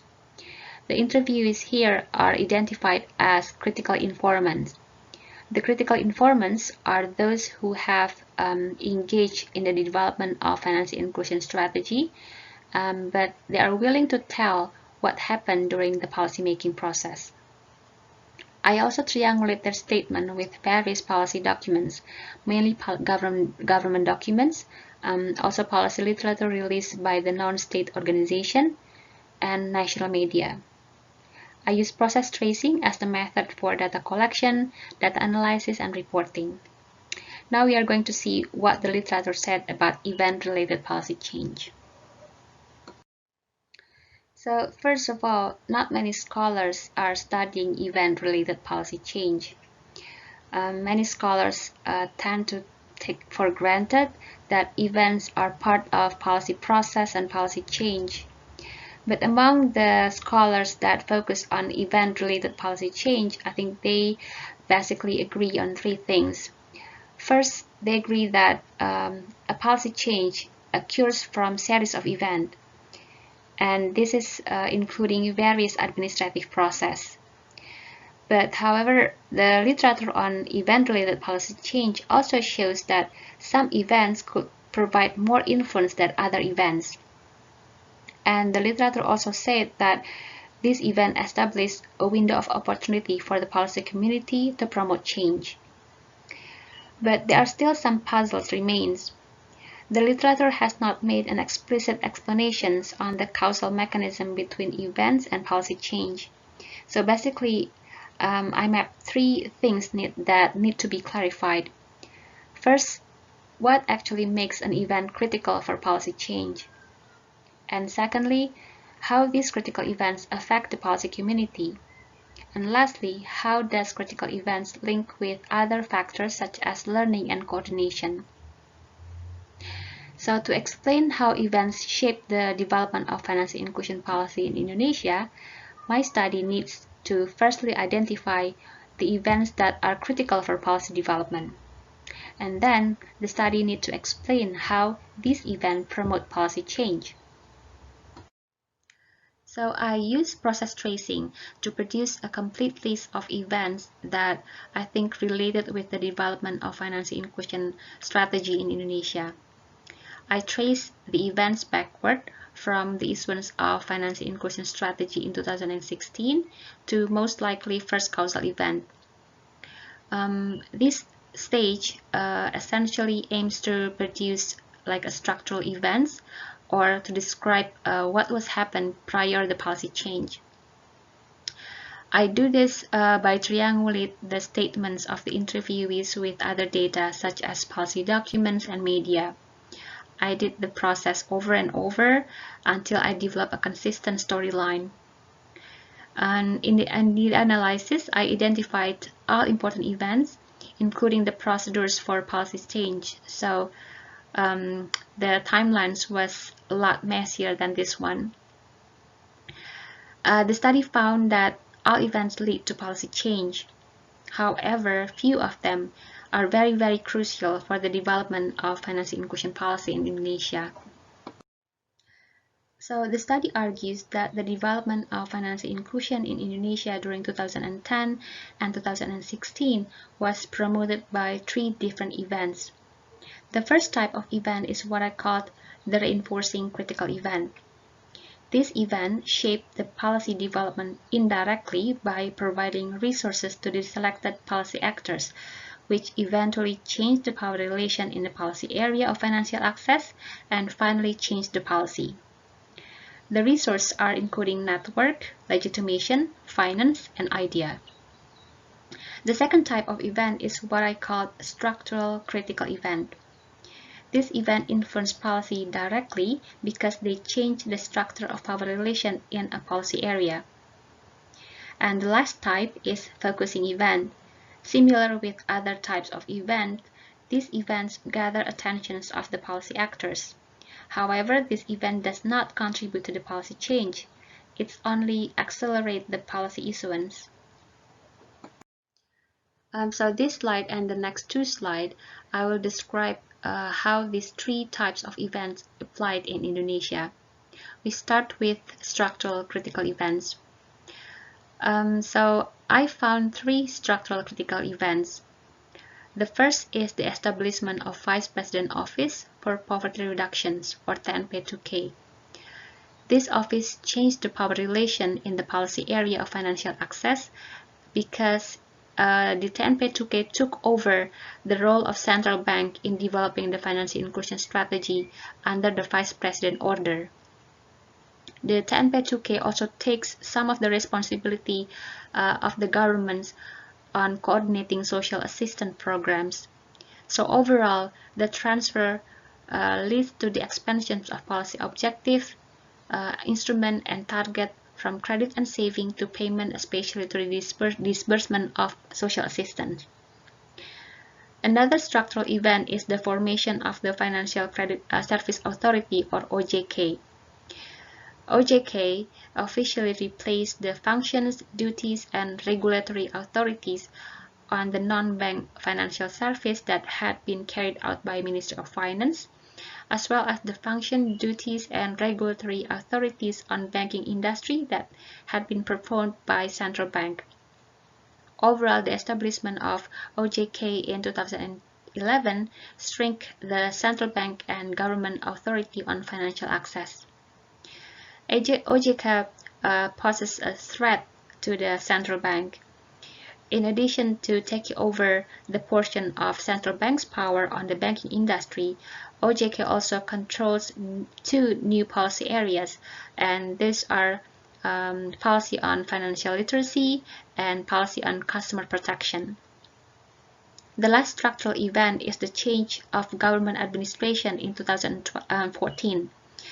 Joko Widodo and Yusuf Kala win the election in 2014, and they proposed their political pledge called Nawacita. And in Nawacita, their main objective stated was to promote economic growth and reduce inequality, especially among the regions. And their political pledge was accommodated in government work plan, including in the 2016 National Strategy for Financial Inclusion. The new strategy promotes the same objective with Nawacita, which is promote inclusive growth. The second type of event is reinforcing critical events, and the study found two reinforcing critical events between 2010 and 2016. The first reinforcing event is the annual forums held by Alliance for Financial Inclusion, or AFI. And for financial regulators, AFI have competitive advantage because AFI provides an exclusive network for these regulators.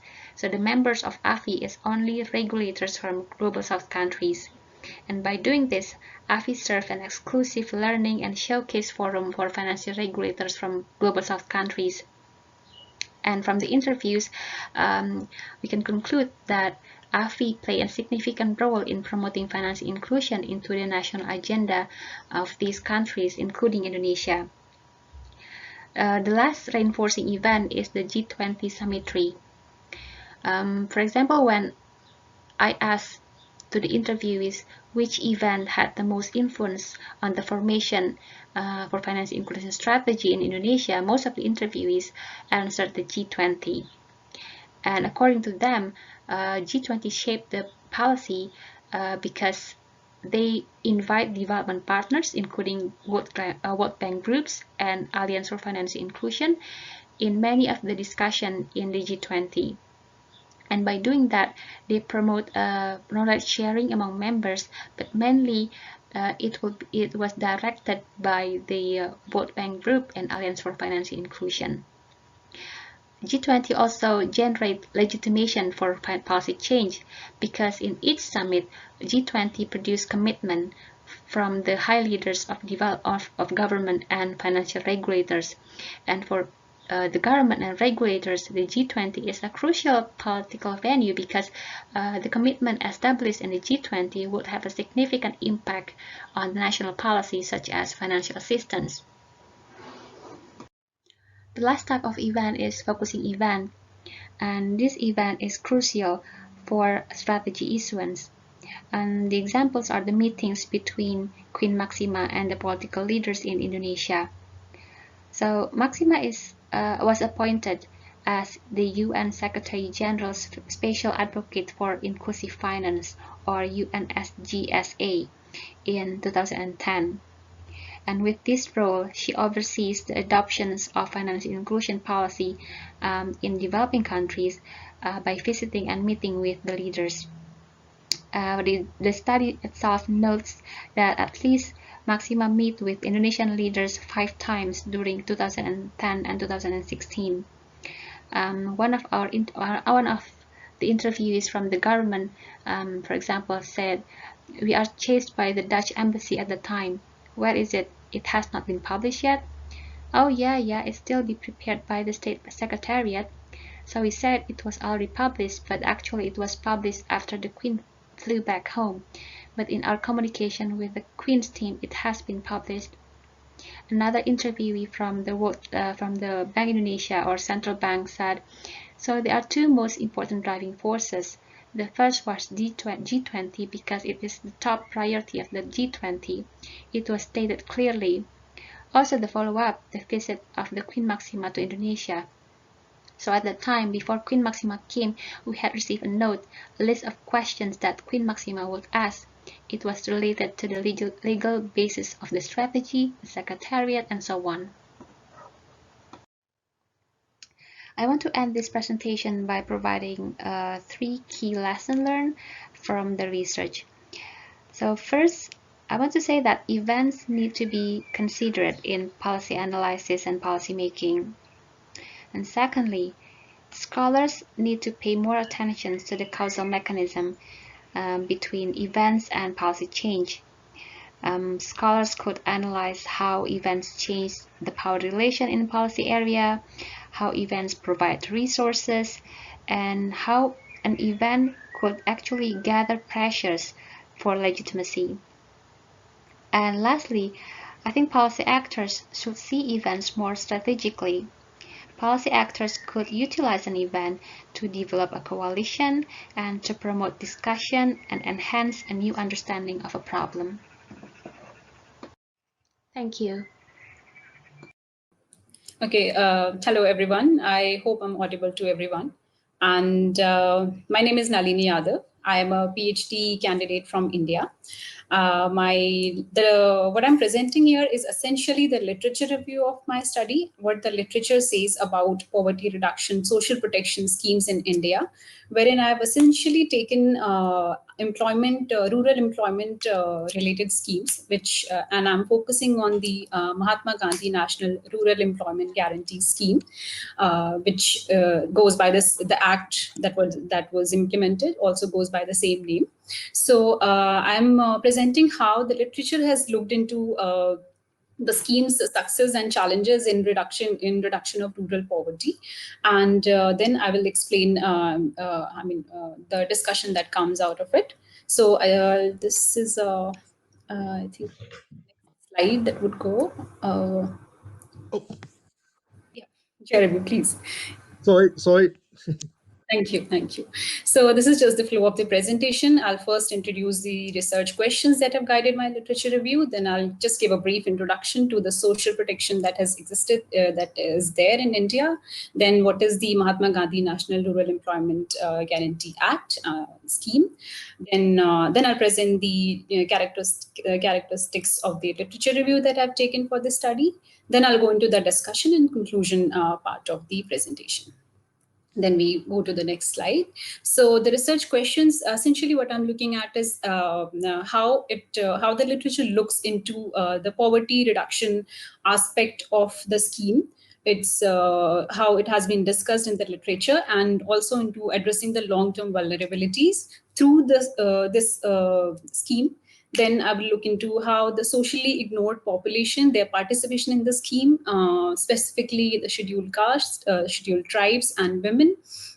And then the third research objective question was to see what are the challenges that are there in the implementation of the scheme, and how it affects the overall performance of the scheme at national level.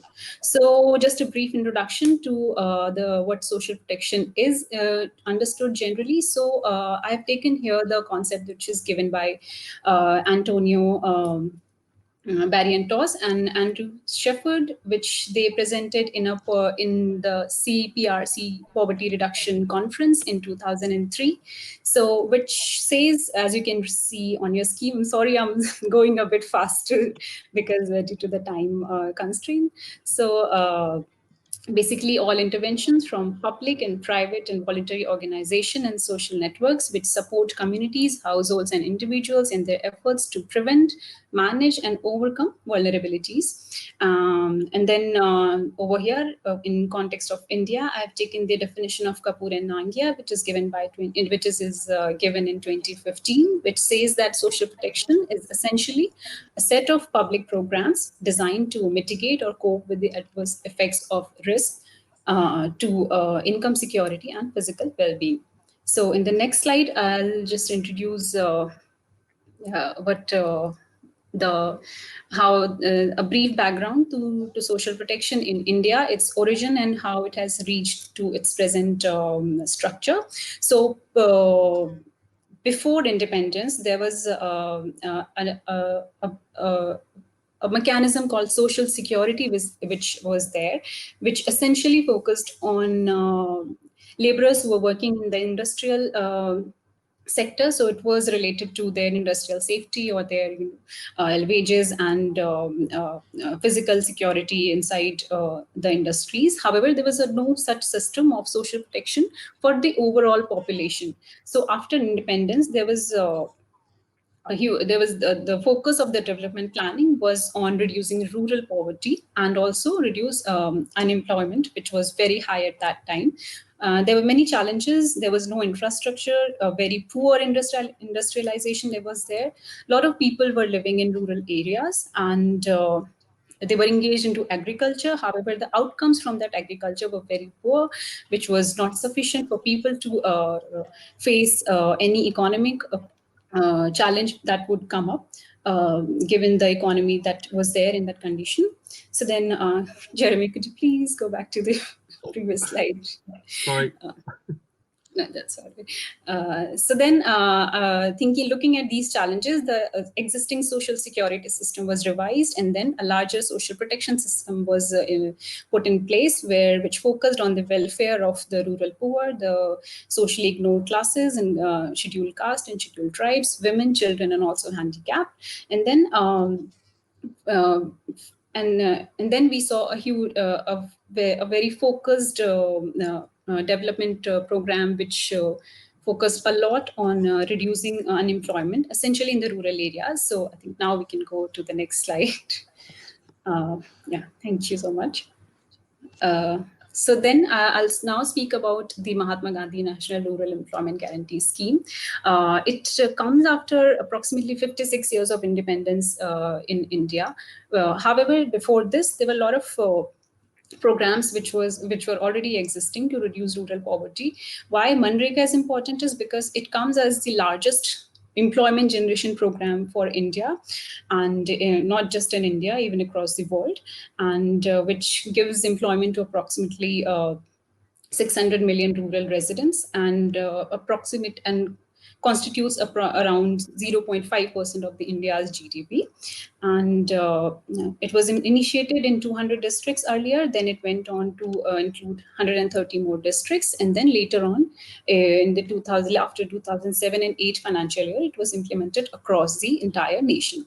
So the scheme, from the aspect of social protection, it had two major objectives. One is to ensure livelihood security for the rural poor, and then secondly, to ensure social protection for the most vulnerable population of which are living in rural India.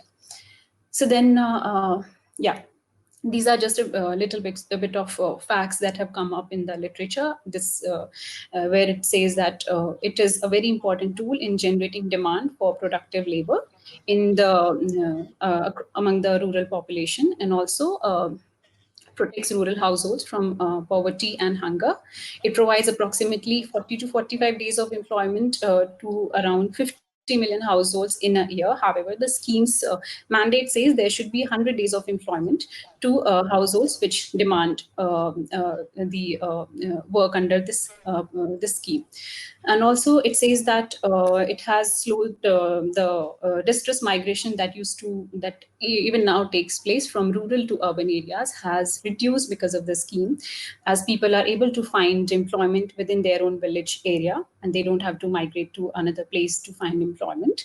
And also, it revitalizes the Gram Panchayat, which is the village council in India, and Gram Sabha, which is the village assembly, by backing them with substantial finances, as village is an important entity in the implementation of the scheme.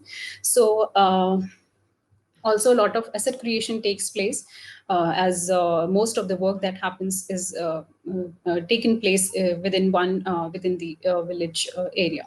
So now I'll go to the literature aspect of it in the next slide. So the next slide. So yeah, I have taken here a chronological review of the literature, essentially starting from 2008 to 2018. A period of 10 years, and most of the literature, however, will be focused on the current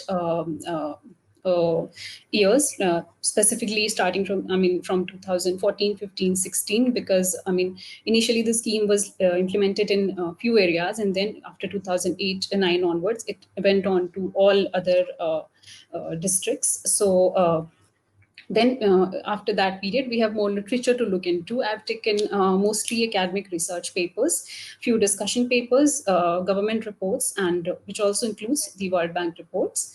The key words which were used in the literature search was the scheme's name itself: employment generation, social protection, rural development, poverty reduction, and welfare of the rural population. So this is the general characteristic of the studies that I've reviewed. I think for the next 4 slides, this is what I'll be explaining. I'll just give a quick review of what are the keywords. I've then kept the literature into 3 categories. One is where the keywords that are there is poverty reduction, rural development, and wages impact. So we see a lot of study done at national level within a single state, one village of a state, or within 2-3 states, where they are comparing one state's performance to another state, and what are the challenges that are there that one state is not performing as good as the other state. And then most of the research studies are primary research are conducted using primary data, and they are research papers. However, some of them also use mixed data, where there is primary data collected, and as well as NSSO, which is National Sample Survey Collection Organization of India, which conducts data at national level of household surveys.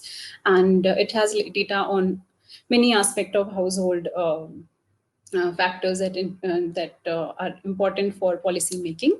And also, this is again, so till 2018, I have taken the literature that talks about prominently about poverty reduction, rural development, and also wages, that how the wages that are there under the scheme impact the rural labor market. The next, I mean, you can have a look at it when there is more time. The next section, I mean, category of the, could you please go back to the previous slide? Sorry, Nalini. So the next, in this category of literature, I have taken women empowerment. The keywords were women empowerment. Also adding the socially ignored sections of society, scheduled caste and scheduled tribes. So what the literature talks about them, I'll give a discussion in the coming slides about these literature.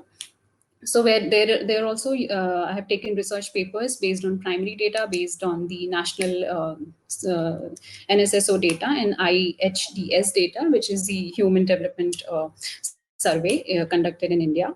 And most of the studies are conducted in one state or more than one state. And then there is a comparative analysis of the scheme's performance. Please go to the next slide.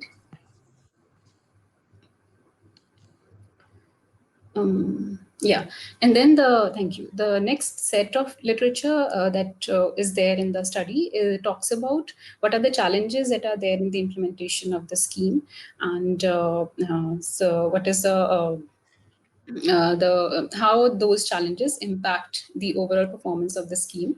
So in this, there are government reports as well as World Bank reports. There are some articles which I've taken from online journals wherein economists have given their review, and also research papers which talk about which have taken primary data from field that talking about the from taking perspective of the beneficiaries and their view on the scheme. So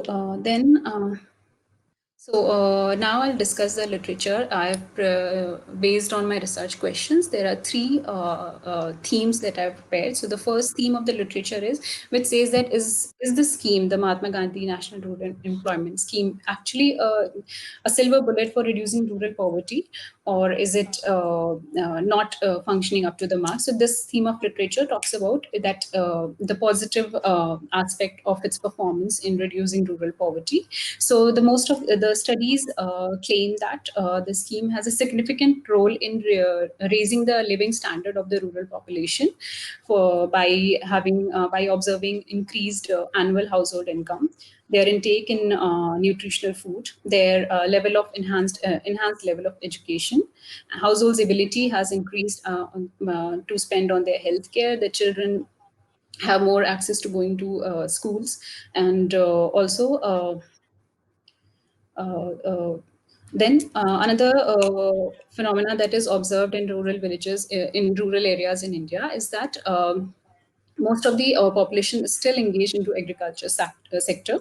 So in the non-agricultural season, when there's no activity in the fields, most of the people are left without an employment. So in that case, Manrega really helps them to utilize that agricultural off season to gain some sort of employment and gain wages, which helps them to reduce the impact of the economic shock which happens during the non-agricultural season.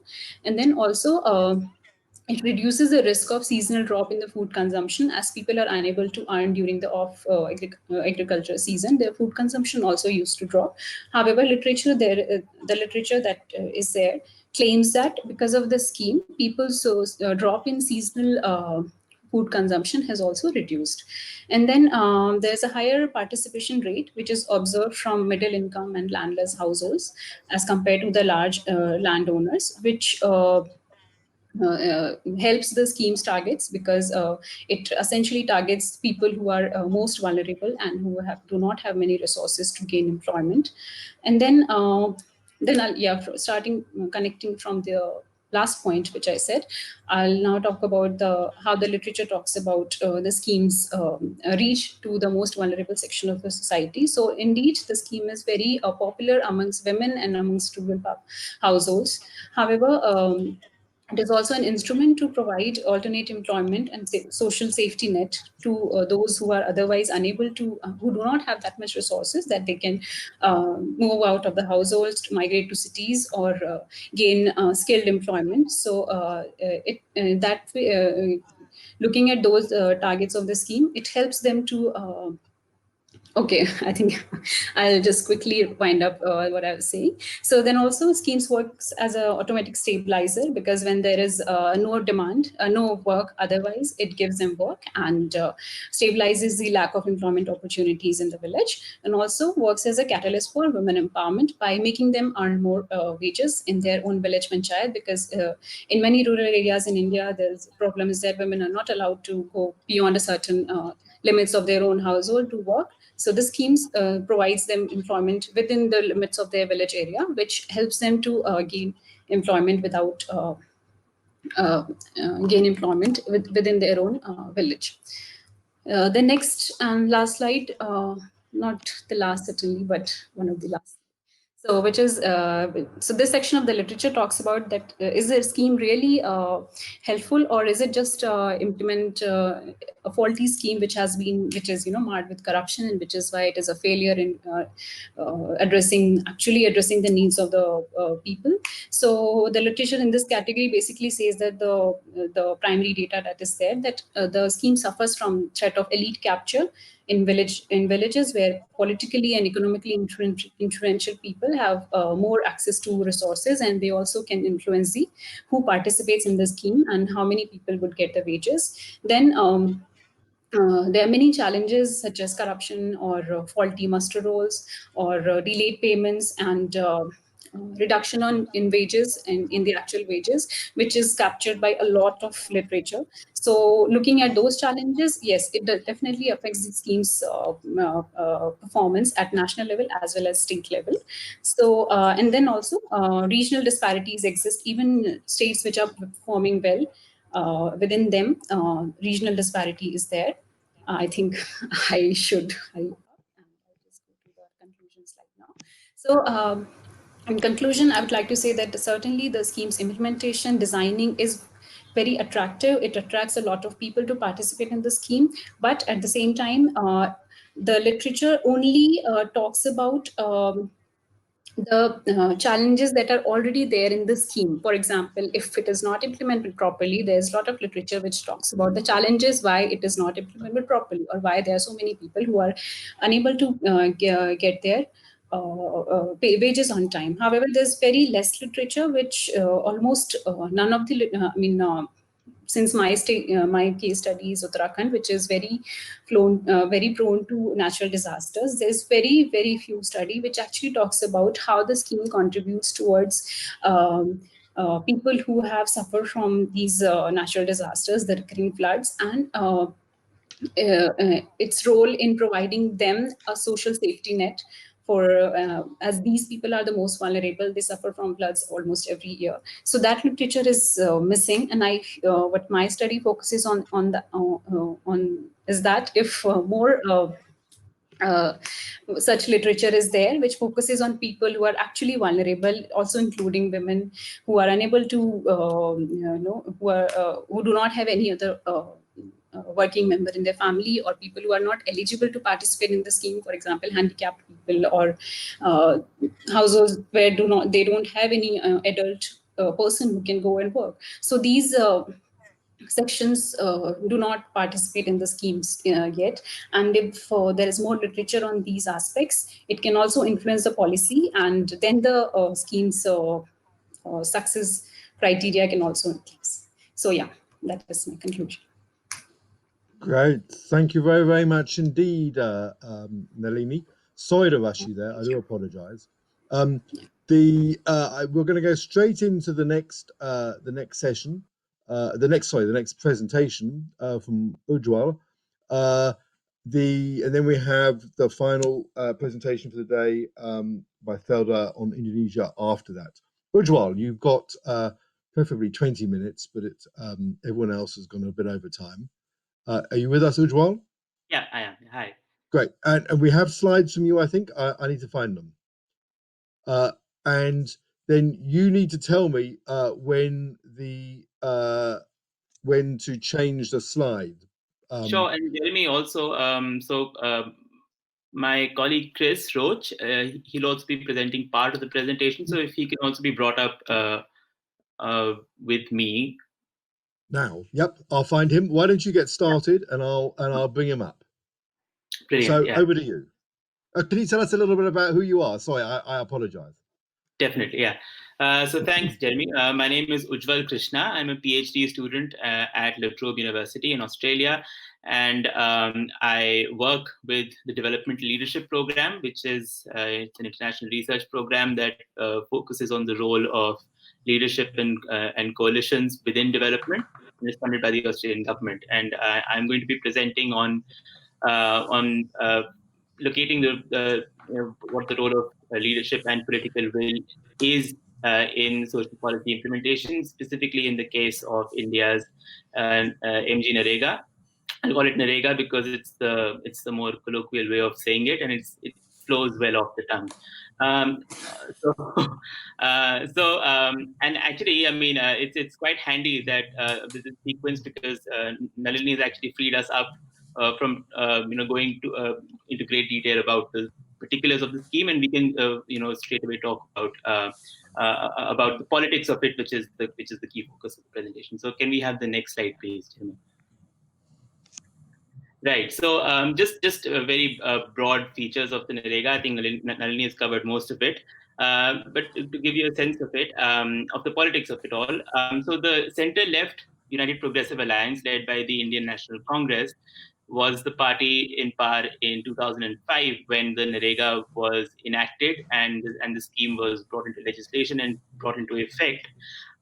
So essentially, I mean, I think this has been covered already. I mean, the idea is for rural families to have one adult member volunteer to do unskilled manual work for a guaranteed 100 days in a year. I mean, in terms of the scale of it all, the World Bank's already described it as the largest anti-poverty state-run employment generation scheme anywhere in the world.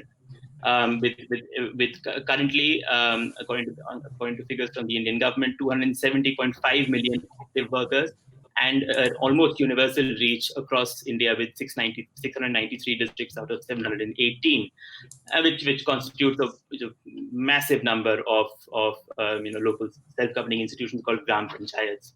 Can we have the next slide, please, Jamie? Sorry. Right. So again, I think a lot has been said already on how the Narega works, but let me just concentrate on a few salient features.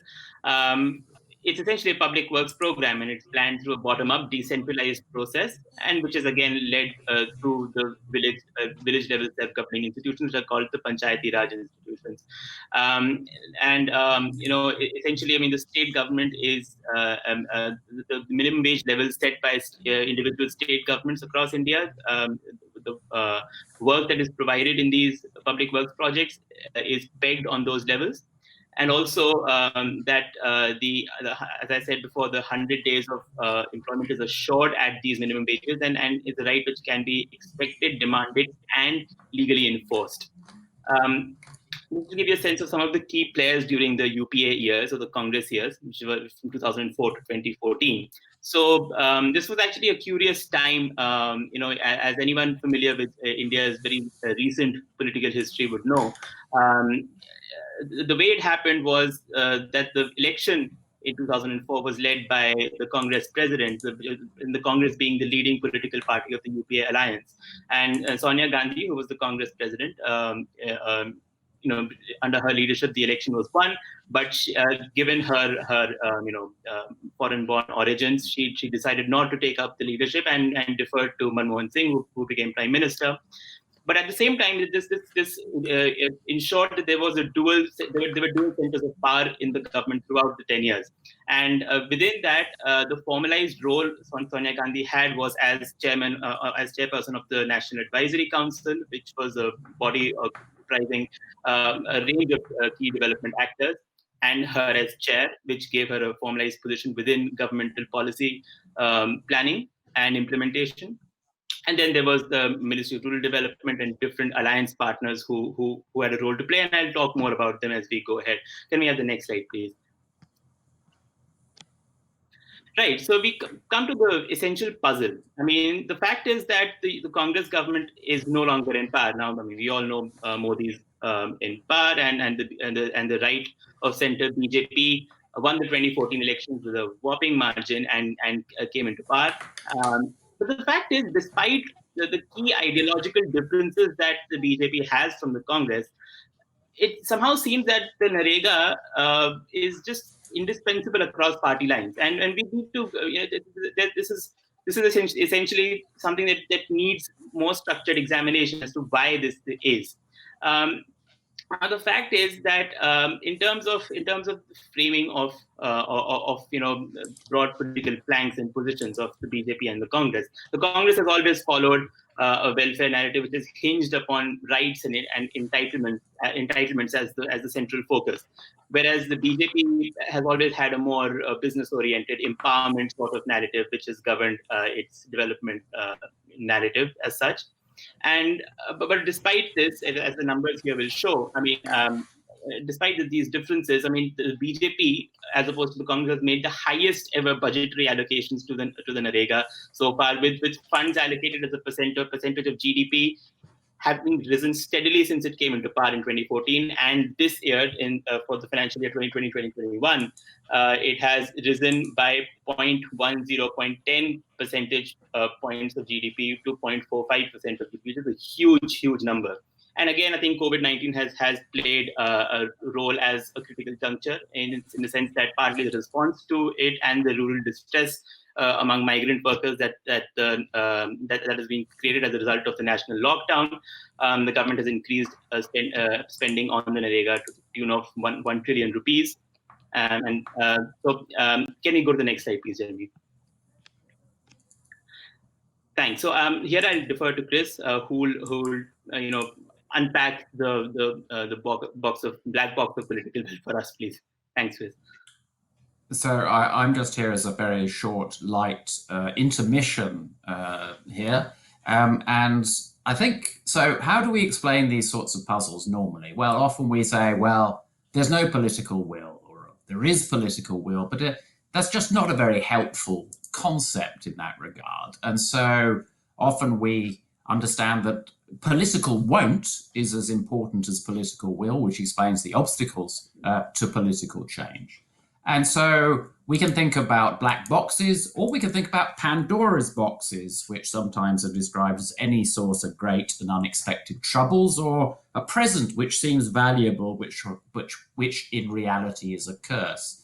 But I think our basic point is that that black box needs to be unpacked. And one way we can do that, as we've done it in the Developmental Leadership Program, is to think about forms of leadership that help explain this. And I think we've been looking over 10 years at some 114 case studies across 44 countries and suggest there's a pattern here that may help explain this. And that pattern involves three things. First, the motivated strategic individuals with the incentives, values, interest, and opportunity to push for change. Secondly, leadership that is collective, whereby motivated individuals overcome barriers to cooperation and form coalitions with sufficient power, legitimacy, and influence. And thirdly, coalitions that engage in battles of ideas to help reshape society's rules. And the coalition's power to actually delegitimize one set of ideas and legitimize a different set seems to be particularly important. So we think that framing may be useful in exploring this kind of puzzle, and you can skip 2 slides. Skip that one. And at the top of this slide, you see, no, sorry, go back 1. Sorry. Okay, and at the top of the slide is any self-respecting research program that doesn't have an infographic that collapses 10 years of work into one infographic. There it is, individual, collective, societal. Back to you, Ujwal. Right. Thanks, Chris. So I think, so let's take a look at the infographic then. So we essentially posit that developmental leadership boils down to three levels. There's the individual, there's the collective, and there's the societal. So, within the individual, we are looking at a set of motivated individuals and developmental leadership forming as a result, with these individuals who have the values, who have the interest and the opportunities to influence change. At the same time, these motivated individuals, they overcome barriers and cooperate amongst each other, form coalitions with the requisite power, legitimacy, and influence. And at a societal level, these coalitions and their power and their effectiveness hinges on their ability to contest and delegitimize one of a set of ideas and legitimize an alternative set. So within this broad framework, I mean, we look at how Narega played out, right? So the set of motivated individuals essentially were part of the National Advisory Council that I mentioned earlier, with Sonia Gandhi as chair. So the NAC, which is better known as that, consisted of a large cross section of developmental actors, of people from the social sector, from NGOs, from trade unions, from all the all the walks of life, which tend to be looked over in policy formulation at a governmental level. And this is somehow the political equation at this point of time in India's polity gave them an unprecedented level of access and influence in policy formulation, and they came together, and they had the given the nature of their roles, they had sufficient interests and values to do so. Now, again, the NAC served as an organization which helped them coalesce into a coalition, and barriers were anyways very easily removed because of a top level political influence and authority through Sonia Gandhi herself. And then and then we also look at at the societal level. I mean, now I'll sort of talk more about this as we move along. But I also sort of want to point out something which has been cited in the literature enough. I mean, Narega is a prime example of the complex and messy nature of policy formulation, and Deepa Chopra at IDS has worked a great deal on this. So can I have the next slide, please, gentlemen? Thanks. So this is a book that hit the stands right before the elections and made a huge splash in Indian media and just in public discourse. And this essentially was a roundup of the 10 years of UPA, and looking at the interesting relationship between Manmohan Singh and Sonia Gandhi. And within that, I mean, some interesting things creep out. So, I mean, so the NAC's influence in and of itself, and almost acting as an extra constitutional authority in terms of dictating to the Prime Minister and to the central government as to how policy formulation should take place, and even getting involved in the nitty-gritty of it was seen at a societal level as something which was unusual in the beginning, and as time went on, as something which is perhaps not warranted.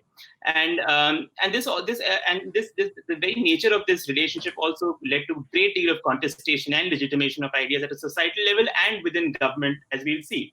So if we look at it, I mean, there was opposition to the scheme from within government as well. I mean, because it was also seen at some level as being externally imposed by the NAC.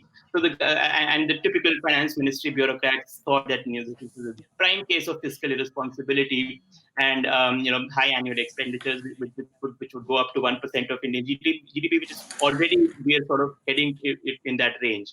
And as a result of this contestation, I mean, within the government, this served a great function in the sense that the government was able to see, as a result of the public response to the scheme, that this squabbling wasn't very productive, and they had to sort of go along with it later. So can I have the next slide, please? Oh, Yeah, thanks. So now, if you have to break down the implementation of the NREGA and between the BJP and the Congress. So on the right, on the left hand side is the Congress, and the right is the BJP. And that's appropriate because, in terms of the political spectrum, the Congress occupies the left of center with social democracy, liberalism, secularism as its sets of ideology, at least it poses to, and with the BJP occupying the Hindu nationalist, conservative, and economic nationalist part of the pie. So I mean, if we look at the role of collective leadership and coalitions within this, I mean, within the Congress, the NREGA got a great deal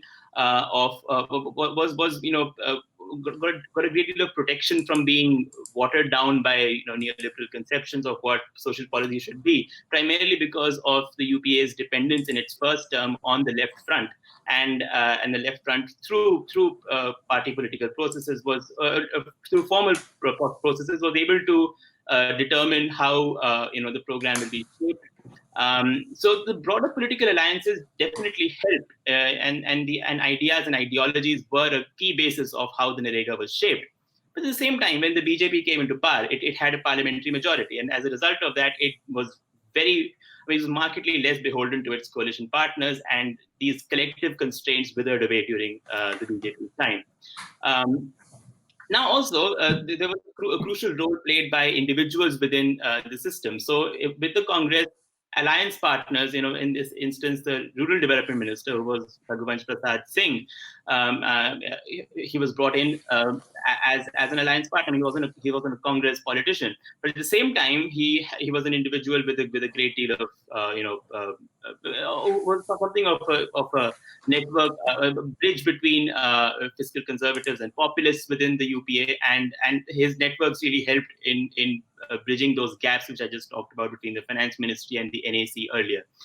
But at the same time, if you look at the role of crucial individuals within the BJP, so the Prime Minister very early on in his first term said quite clearly that he will keep the NREGA alive as a living monument of the failures of the Congress for making people dig holes after 60 years of independence. So at one level this is a political grandstanding, but at the same time it also betrays the fact that the BJP did not exhibit much personal interest in the scheme, but at the same time, and also because of the very personalized and charismatic leadership style of the prime minister, this has also led to a great deal of centralization of power in the PMO. And essentially, the popularity of the scheme with rural India created a very sticky institution and hugely raised the cost of political discontinuation. And as a result, so can I move on to the next slide, please? Yeah. Yeah. So moving on, in terms of how the NREGA was framed, and again with the Congress, the very entitlements and rights-oriented framework, which was hinged on an inclusive growth platform, whereas the BJP tried to introduce its own elements of a pro-business and investment-oriented framing, and it made it more about empowerment as opposed to purely entitlements. But at the same time, this framing had an impact on the design changes to the NREGA, and when the Congress essentially viewed the design of the NREGA as a demand-driven participatory job creation scheme, at the same time, BJP increased the component of asset creation within the scheme and made it a more target-driven and top-down centralized sort of structure. Can I move on to the next slide, please? Right. So all of these things, they ultimately ask the question: Does political will at the end of the day really matter? So to sort of unpack the black box of political will, we feel that as a blanket term, political will doesn't always explain all that much. And if you actually do go ahead and unpack that black box, we can really engage with the individual, with the collective, and the societal elements of development leadership, and really give them far more, give the term political will itself far more explanatory power. Now, how is essentially, I mean, if we look at the individual level, we find that within the Congress, there was individual leaders were far more personally committed to the idea of the NREGA, and not just personally, but also openly committed to it. It was a part of the election manifesto. It was part of their campaign. And at the same time, with the BJP and Modi, and by extension, most of the ruling party cadres, they have not really demonstrated much personal support to the NREGA, or even ideological comfort with it. But at the same time, at a collective level, as I talked about the NAC, how it formed a coalition of motivated individuals, which helped in a great deal in that critical interface between civil society and government, and positioning this as a party political domain, and having that very important window in the civil society and parliamentary domains simultaneously. This was a major boost to the scheme, and in terms of how it is received by people in general, within government and outside.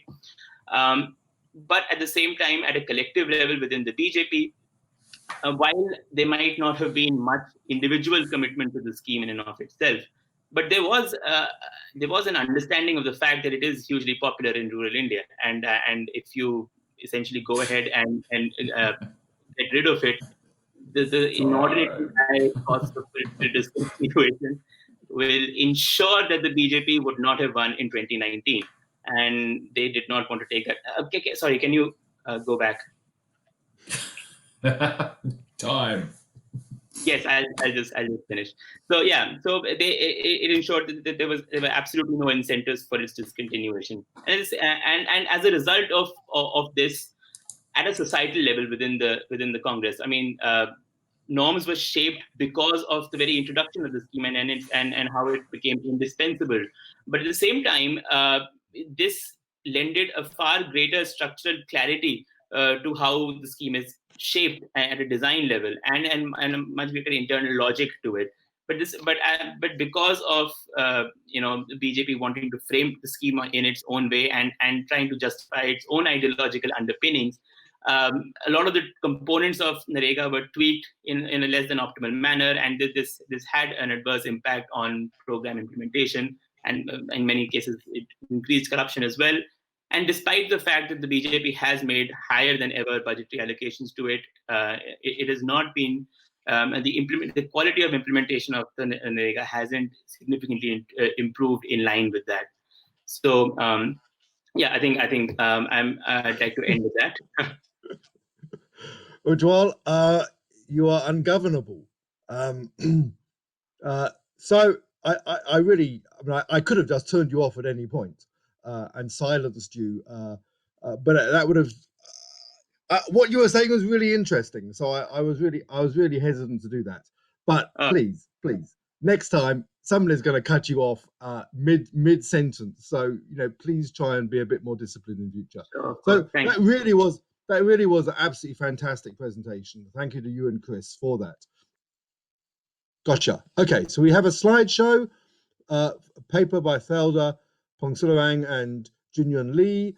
We have an audio. I think Thelda is in the audience. I haven't checked, so she'll be here for questions and answers later. Let's get started. We'll be taking, after this, we'll be taking a break for coffee and then reconvening at 11:15 UK time for questions and answers and the outstanding papers on Nigeria from the Tuesday afternoon. Thank you very much. Findings of our study on the inclusion of the marginalized in the decision-making process, a case of Indonesian community-based poverty reduction program. Next slide, please. This presentation consists of introduction, research objectives and research question, literature review, statistical analysis, preliminary findings, and conclusion. Next slide, please. The effort of Indonesian government to accelerate poverty eradication can be seen from some of the implemented programs, such as the National Program for Community Empowerment, that what we call PNP Mandiri, and social protection, such as Rice for the Poor and unconditional cash transfer. PNP Mandiri is a community-driven development program, or what we call CDD program, that was implemented with a bottom-up approach. The project under PNP Mandiri are offered through open menu, where local community engage in information dissemination, planning, proposal preparation, project selection, resource allocation, implementation, and monitoring and evaluation. PNP Mandiri was implemented based on some principles. However, this study will only focus on pro-poor participation and gender equality. Next slide, please. Several studies point out the drawbacks of the open menu of PNP Mandiri that argued to be unable to accommodate the needs of certain groups. According to a study conducted by Shukri et al., men have a dominant role in decision making. They further contend that the engagement of women does not reflect their contribution in the decision making process. A study conducted by World Bank similarly highlights the engagement of women in CDD program that merely to complement or aid the process. Therefore, the study aimed to examine the inclusions of the marginalized in this program. For future analysis, I will also link the engagement of women and the poor to the overall outcome of the program. Next slide, please. The objective of this study is to examine the inclusion of women and the poor in the implementation of CDD program and its impact on the decision-making process. Research question: to what extent women and men have equal opportunities in decision-making? Variables such as the engagement of the poor will be included in the future analysis. So for this presentation, the analysis focuses only on the impact of the engagement of women in the selection of projects. Next slide, please. Citizen participation, according to Devas and Grant, is about the ways in which citizens exercise influence and have control over the decisions that affect them. Next slide, please. Here I provide a short literature review on women in decision-making process. A study conducted by World Bank shows that women have no vital role in decision-making. Women engagement in CDD programs is merely to complement the process. Similarly, a study conducted by Rand Labor and Population points out that women were encouraged to participate in the process but given no important role. A study by Shukri et al. On the impact of PNPM and a study of World Bank on gender in CDD projects reveal that men tend to have dominant role in decision-making process. A study by World Bank points out the ineffectiveness of CDD programs under PNP Mandiri, such as supplementary feeding to combat chronic malnutrition. Regarding the third point, the effectiveness of supplementary feeding may link to the lack of women participation, or perhaps there is another reason such as lack of preference on this type of project. We can find the answer in the next slide. Next slide, please. Data consists of PNP Mandiri data set of 30 province year of 2013, data source Ministry of Home Affairs Republic Indonesia, and population data set 2010, poor population 2013, and HDI data set 2007 to 2018, data source Statistic Bureau Republic of Indonesia. Next slide, please. In this table 1, we can see that the nature of projects proposed by men and women is different significantly.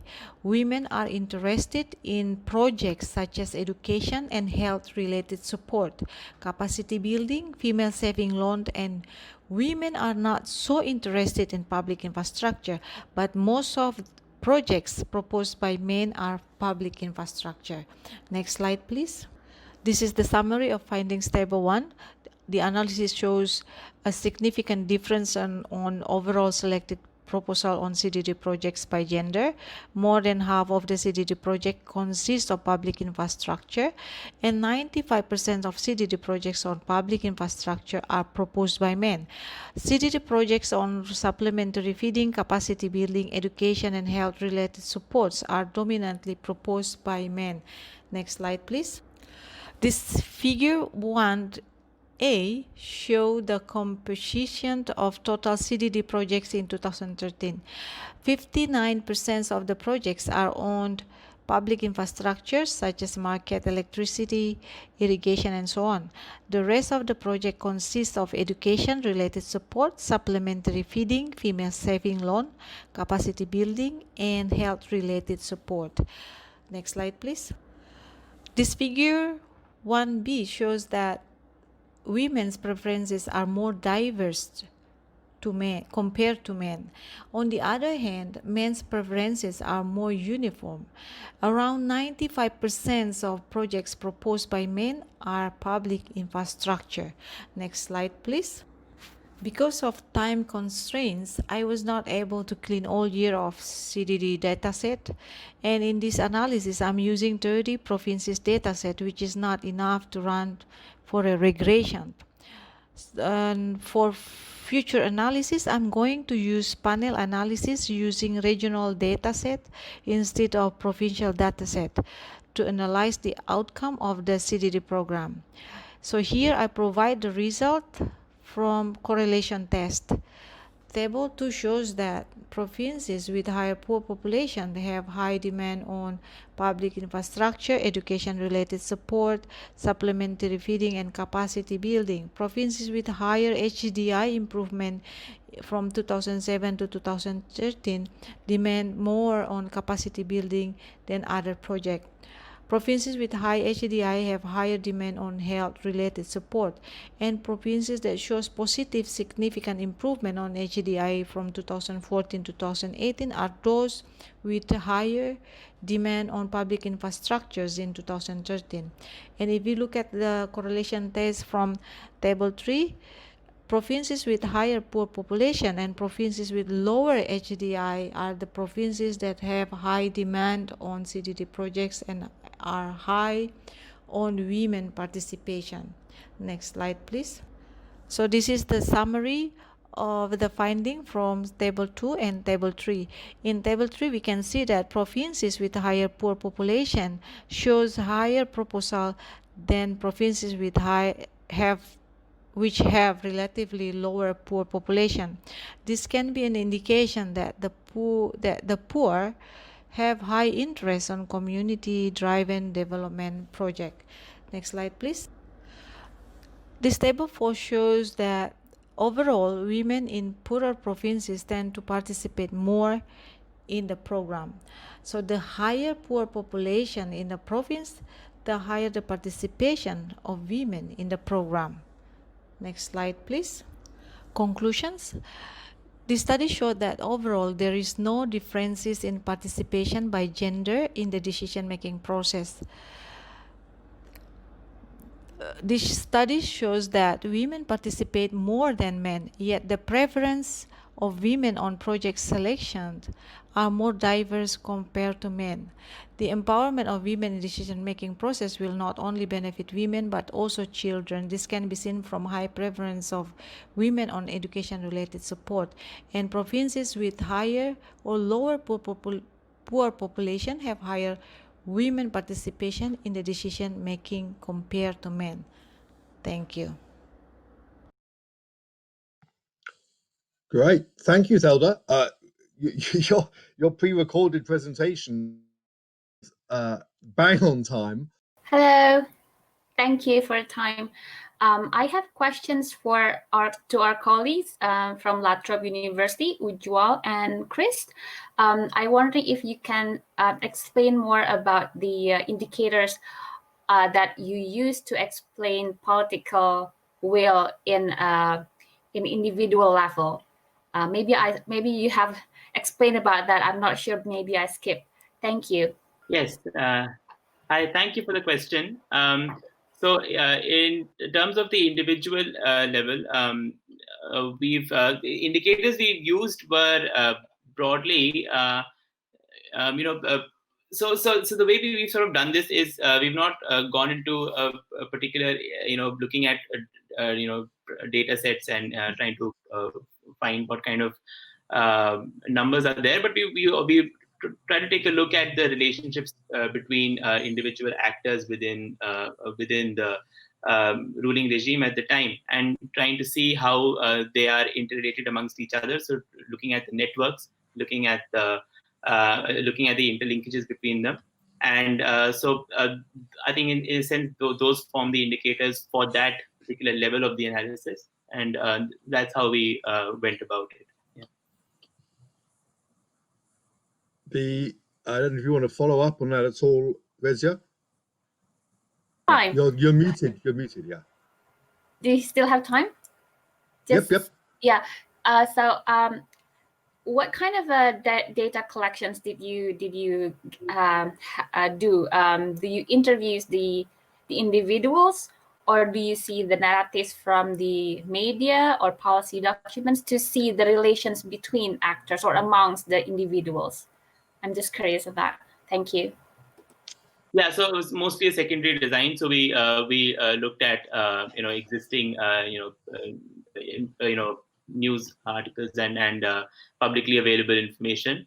We also sort of went into some of the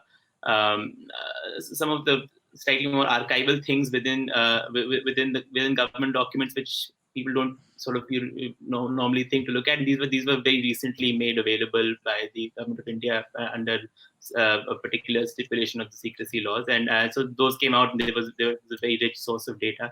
That's how we went about it. Yeah, but we do think that perhaps at some later stage we might have some follow-up primary components built into it. But a key issue we face with that is that some of the actors involved are, they're not currently in the heat of things. So it might be easier to access them, but at the same time, they don't have up-to-date information on what's going on with the scheme. So let's see, that's in the works. Yeah, thank you. So I think what we're going to do, we are going to take a coffee break now. I don't know about anybody else, but I need some more coffee.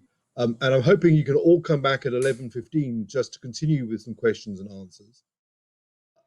Can we start with you, Rezia? Rezia has shared a slide with us that I will endeavor to make big so everyone can see it nicely. And Rezia, the floor is yours. Yeah, so thank you for the time. So I use process tracing in the whole process of the research, start from data collections, data analysis, and also the reporting. But of course, I won't explain all of them, but only just one of the essential part, which is the data analysis. So I share one of the slides that I present in other conference and presentations, and I divide the analysis into 4 stages. So as you see here, I'll explain what kind of analysis that I did, the objective of each stage, and the data that I used. At the first stage, I used document analysis, and this is basically use various policy documents, and I use policy theory from Hall's policy change, which basically he proposed 3 different tiers of policy change: the instrument, the targets, and the settings, or the objective, sorry. And the objective of this stage is to identify the change. So maybe you see from my previous slides, there's one slide explain the policy change from 2009 and 2016. So then I move to the second stage. I analyze it backward. So the objective of this stage is to identify the structural mechanism. The question is, what happened prior to policy change? The data that I use is the interviews and the policy literatures about policy change. And this is not directly give me one structural mechanism, but maybe I think more than a dozen of structural mechanism, and that what makes me go to the third stage, which is an abductive analysis. In this stage, I establish categories. So there's a lot of categories that I made, but for this particular issues for the events pathways, I established a category based on the period. So when you see probably in one of the slide in my presentation, I break down the period into 3 different periods. The period between 2009 and 2010, and then when the financial inclusion start to be introduced in the policy documents in 2010 until 2012, and the third or the last period is 2012 until 2016, and each period is ended by an issuance of a strategy or national strategy on financial inclusion. The way I established category is also helped me to compare the similarities and the differences between the categories and analyze their consistency with the theories. So in this stage, I use the data theory guidelines for advocacy quality framework. In some cases, we might need to get more interviews, and then I also gather more policy literatures and some documents and media. And the objective is to get a consistent storyline, what has actually happened during 2012 and 2010 and 2016. I also gather reflection and abstractions. In the case, I'm trying to answer what makes an event promote policy issuance, what makes an event promote policy change, and when I see some things that not consistent with the theories, that makes me go to the fourth stage, which is retroductive analysis. And in this stage, this is when I think the difference between the structural mechanism and the causal mechanism. The causal mechanism aims to explain why an event can lead to another event, why event A can go to event C and not go to event B, for example. And this might reformulate the propositions about events. For example, the literature always said that events is gather policy attentions, gather attention from the policymakers, and then they provide policy window of opportunity. But what kind of events? And I see that there are a lot of events that not necessarily change the policy, but they only provide accelerate the policy issuance or the legitimations. And I think this is not the end of the stage, because we have to what I did is I come back again and do the abductive and then see if it really makes sense when I explain the policy change from 2010 to 2016, for example. And you can well, my reference is there are 3 my reference: Checkle 2005, Hammersley, and Beach and Pedersen, and probably you can see it further in their literature or their articles. Thank you. Thank you, Desia. That was very helpful. I mean, to see how you're thinking about this, because I mean, as we talked about before our break, there are also different ways of approaching process testing, and really no one definitive understanding of what it actually means, especially coming from different perspectives. I mean, you have economists sort of trying to use process tracing in a very, very quantitative sense, and so sort of looking at the causality element of process tracing through a very traditionalist RCT approach at times, to sort of figure out what the very explicit quantitative causal linkages are. And without those tests being met, there is almost no veracity of the claims that are being made under the model. At the same time, in the slightly less quantitative, social sciences, I mean, there are approaches, but for example, you can use a QC, or a qualitative comparative analysis approach, to try to recreate that causal those causal chains in as rigorous a form as possible under a qualitative framework, and those sometimes work, and people have employed those. So I mean, there are different ways to approach process tracing, and I think the one you've gone with is a very novel one, I think, and I also think that the very fact that people are now looking at the importance of events in and of themselves and the link between events and policy outcomes is something which is I do agree that it's relatively less explored in literature, and it's good to see people doing that. As far as my approach in this particular paper is concerned, so this is not the my key question in my PhD thesis. This is an additional piece of work, and within which which is why I was able to which is I've restricted the analysis to again a very schematic sort of an approach. It helps because it's tighter at one level. There are no implicit claims for definitive causality being set out within such a scheme, which is often useful because if you're trying to explore an idea, you're not necessarily trying to say that there has to be a very robust causal linkage between between parts of the chain. Then I think a schematic design is sometimes suitable, and so within which we sort of try to look at when we sort of spoke about opening up the black box of political will. Within that, we felt a schematic approach would be more useful, primarily because it allowed us to slot different, a very wide range of data that we had, mostly qualitative data, into and make them more structured and just get some sense out of them. In a way, it was slightly grounded approach, but still, I mean, it was very useful for us.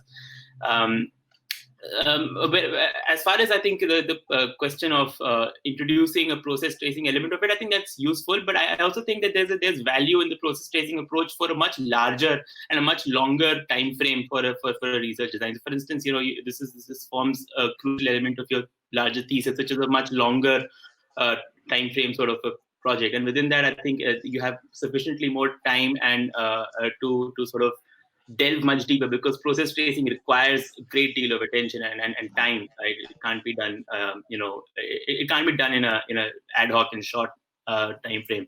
So I think it's great, but again, both have distinctive values. Both bring distinctive values on the table. Yeah. Great. So I'm fielding questions and raised hands here, and we have a question from James Copestake from the University of Bath. James, I'm going to try and bring you up to the screen, and you can ask the question yourself.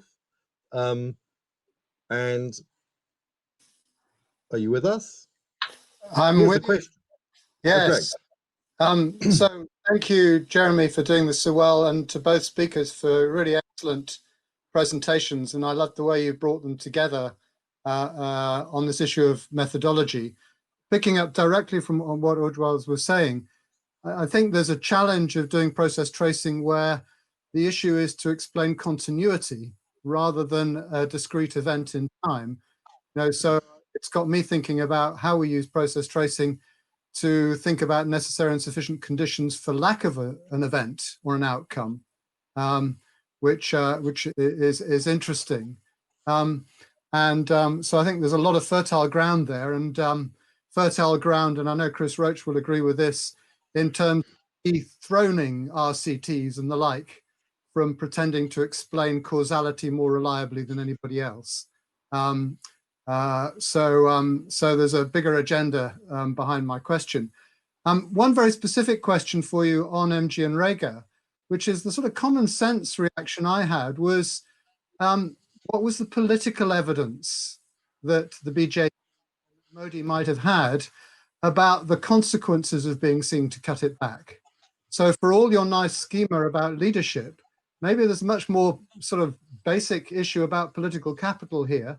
And it is difficult to research because it's hypothetical, it's a counterfactual.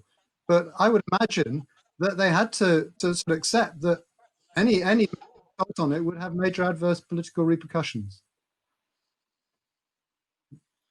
Yes, I do agree with you, and of course that's indeed a way of looking at it. And thank you. I mean, you raise a lot of things, and let me try to address as many of them as I can. first of all, with the very direct question that you asked, I feel that within Narega and looking at at political, very cold political calculations that were made, from that point of view, I think so. The the developmental leadership frame, I think, is sufficiently broad and has sufficient explanatory power as far as we see it.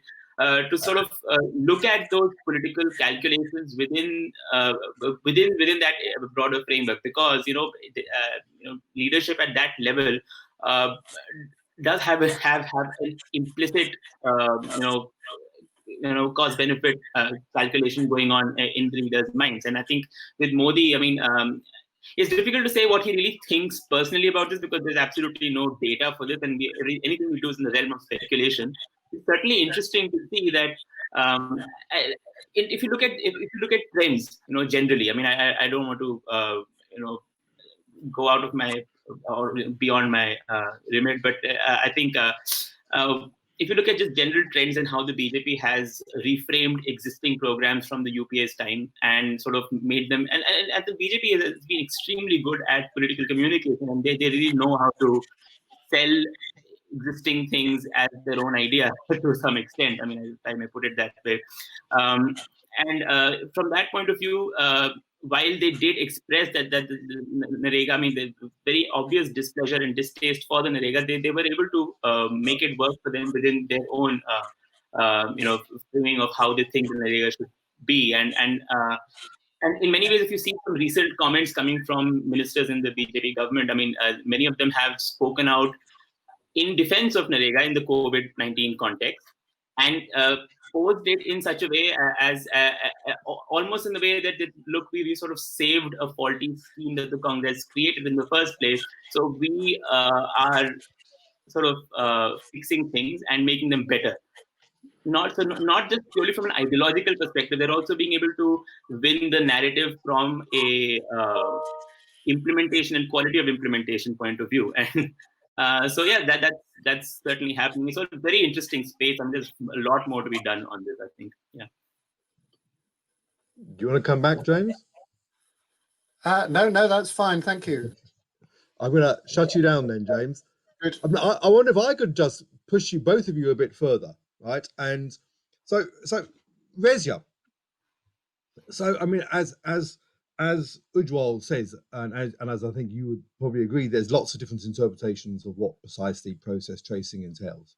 And I'm very taken by the account of I think it was David Collier and others at Berkeley, and they really make the point that really, the process tracing, in their view, really requires you not only to in a sense plot a causal path leading from event to event, preferably with a clear understanding of the agency involved in that, but also addressing why the causal path that you're identifying is more compelling than alternative explanations, alternative causal paths. And in your account, I didn't get much of a sense as to what the alternative explanations of the process would have been, and whether in fact the process that you trace is in fact more compelling than the process that other alternative analysts might trace.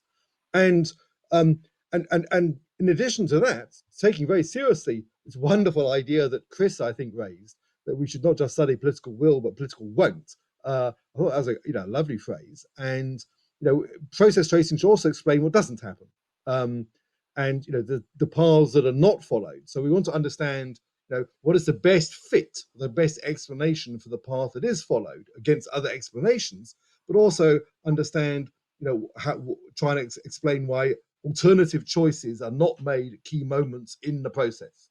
And for you, Ujwal, right, you told us you and Chris told us you wanted to open a black box, right? And as I said, I thought it was I was riveted and very interesting.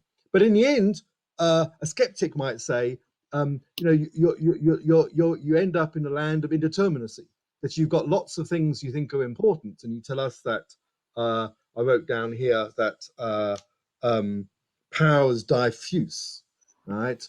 You know, and a skeptic might say, well, isn't that a way of saying, you know, it's complicated. We don't really know exactly who was important here because lots of people were probably important. So we're not quite sure how to figure out the relative importance of these different groups. And you've got all of the ingredients there. You know, you've got that Modi has an ideology and people around him have an ideology from the top, but from the bottom, you've got this, you know, that you say this, I think it was you, said that you got that under the BJP, Unrega has become much more focused on small farmers rather than on landless labourers, right? So is there pressure from below within BJP structures from small farmers saying, give me, we want the money, right?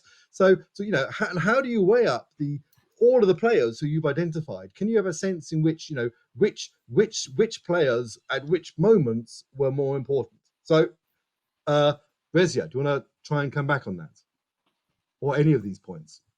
You're muted at the moment. Yeah. Okay. So I use advocacy quality framework, and I think the way I choose that also, of course, will shape the findings. So advocacy quality framework proposed 3 pathways, right? So events, and then learning and coordinations. I trace all the pathways, but in my presentations today, I present the pathways of events. And in my presentations, I give you 3 different different ways how events influence policy change. And there are reinforcing events, there are structural events, and there are focusing events, which is not exactly change the policy, but promote policy legitimacy.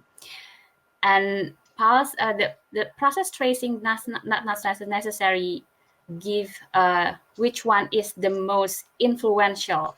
That's probably need another methods. But what I want to tell the readers or the people who may be interested on financial inclusion policy is there are different ways of, there's a lot of events involved in the policymaking process, and each of them shape it differently. And if I also might want to add from another findings in learning and coordination, actually, and maybe because advocacy question framework also focus on belief system. So the main focus of the policy process is actually the people itself, the key policy makers. And I can say it with a different language, the same language that our colleagues from La Trobe use, political will. It's the way the key policy actor responds to the events which make it change. And there's a lot of different things how to explain it, but I think essentially the process tracing that I use provide different kind of options that people can see, and as a holistic views, given a helicopter views of how the policy change happens. And one of the way is from the events, and events can influence in a different ways. I think that's probably the answer. Do you want to respond at all to James's follow-up question here, which is that for example, you know, an obvious counterfactual is that it was all to do with the global movement and the global context and stuff. You know, I work on policy in Africa, and in Africa, international organizations are trampling all over the policy making field. You know, so it's we look at them and we think, oh, you know, they're the big guys in the room. They don't always get their way, but do you want to think about the international dimension a bit here? Yeah. So international development or development partners, what the interviewee said, or called, play very significant in the policy process, but they don't directly change the policy. What I found is they provide reinforcing events, like in G20 or Alliance for Financial Inclusion forums. They drive the evidence. They drive the legitimations of the way people see perspective, see financial inclusion, and they provide legitimation for the policy actors to use financial inclusion in their political pledge, for example, and they use charismatic leaders or celebrity advocates like Maxima and Bill Gates to come to the G20 events and then talk about financial inclusions. And the leaders that I interviewed actually say that they are interested on the idea of Maxima and the background of Bill Gates when they explain financial inclusion, not necessarily the causal mechanism between access to finance to poverty reductions. So that's also a pretty important part actually in the policy process and how the policy diffuse from the international events to the national level. Great, thank you very much. Ujwal, over to you. So I think at one level, I'm in response to what you asked. I mean, I also sort of wanted to build in, what James asked before this about the infallibility of or the perceived infallibility of the RCT approach to determining causality and all that. I think one shouldn't assume that that the black box approach is again infallible. I think there's a problem with these orthodoxies being created, and part of the problem is also because whenever there's all too definitive a claim to causal supremacy within a particular methodological approach, it becomes irresistible to sort of everyone to pull their weight behind one particular approach, and this is somehow because of multiplicity of events, because of the Nobel Prize and everything. RCTs have that pole position at this point of time. So I also wanted to say that there are definitely other ways to sort of reduce this hegemony in one way and sort of add different approaches. So one is definitely to sort of look at contribution analysis, for example. I mean, it can be extremely useful in working as an adjunct to pure process tracing approaches, be they quantitative in nature, be they qualitative in nature. But I think contribution analysis in and of itself has a big role to play in building out those causal chains in a much more fleshed out way. Also, in a language and schema that developmental actors, both at a practical and at a practice level, as well as an academic level can relate with it. I think as a result of that has much wider import. But besides that, I think it's very useful to sort of hybridize these approaches and sort of try to think about at a broader level how they can work together, as opposed to just boil it down to one particular way of looking at things. So yeah, and also I think remind me, Jeremy. I think you also asked me something else. I might be forgetting. Don't ask me. My memory is definitely worse than yours. I can't remember. Can't have been as important. Sure. No, yeah. Great. Thank you very much. That's as I say, your both of your presentations really excellent and very thought provoking, and thank you for engaging in this conversation now. If you haven't got any final thoughts, this is your last chance. I'm sure people would like to engage with you bilaterally in whatever form they can. We look forward to seeing your research in print. So I think it's all very, very promising. I'm going to shut you down unless you've got anything finally to say. Thank you. Yeah.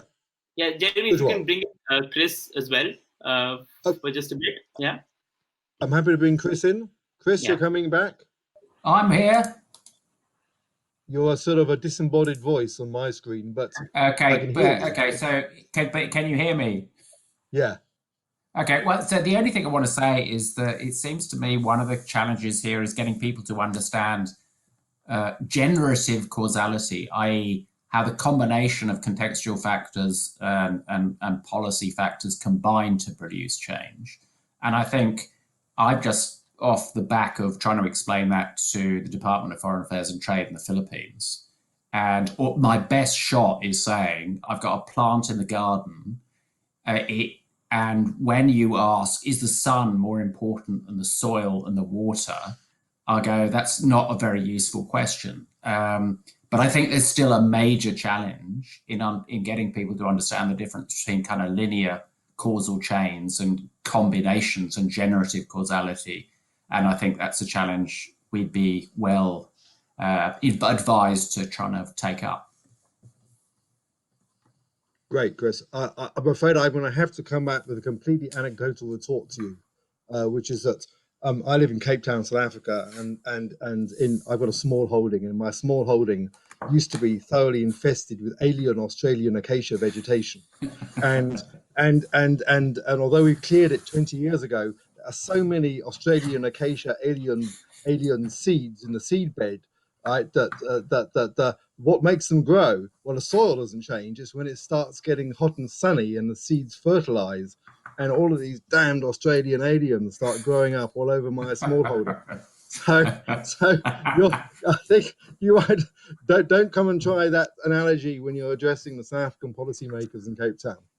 Well, all I could say is, even if you didn't have Australians there, you'd still probably need the sun, the soil, and the water in combination to produce something. Yeah, point taken. Brilliant. Thank you, Chris. Thank you, Ujwal. We really looking forward to reading this. We have one final presentation in this panel, and for Nathaniel Umakoro on Nigeria. And Nathaniel, I'm going to try and bring you up to the screen, and and then I'm going to try and bring your slides up to the screen. Are you with us, Nathaniel? Up. Yes, I'm with you. Brilliant. Okay, I'm going to load your slides. Now you need to, just to remind you, you need to tell me, because I have to manually change your slides. So you need to tell me when I need to change them. I don't know if you can see them, but we've now got your front slide up on the screen. Social protection and social cohesion in Nigeria. Over to you. All right, thank you. So I'm focusing on social protection and social cohesion in Nigeria, especially during democratic rule. That is from 1999 to 2019. You can go to the next slide. Okay. Now, the research problem is basically an attempt to examine what has happened since the reinstatement of democratic rule in Nigeria in 1999. Now, before 1999, a number of scholars felt that the problem of poverty and inequality in Nigeria is basically caused by the maladministration of the military regimes Nigeria had before then. Now, it was hoped that with the reinstatement of democratic rule, that social protection arrangements to ameliorate inequality and poverty will likely improve. Now, but despite the abundant resources we have in Nigeria, natural resources like crude oil, it is estimated that over 70 million people still live on less than $1 per day. So the question now is, has there been improvement with the reinstatement of democracy since 1999? And that is the focus of what my study is. Now let's move on to the next slide. Okay. Now, for us to really engage the discussion properly, I decided to clarify two major concepts that I used in my paper. The first is social protection. Now, I used the definition of the Food Agriculture Organization 2015 as the basic meaning of the concept of social protection as used by me. Now, social protection is defined by the FAO as a set of interventions whose objective is to reduce social and economic risk and vulnerability and to alleviate extreme poverty and deprivation. So in this paper, I really examined three aspects of social protection, that is social assistance, social insurance, and the labor market protection strategies. Let's go to the next slide, please. Okay.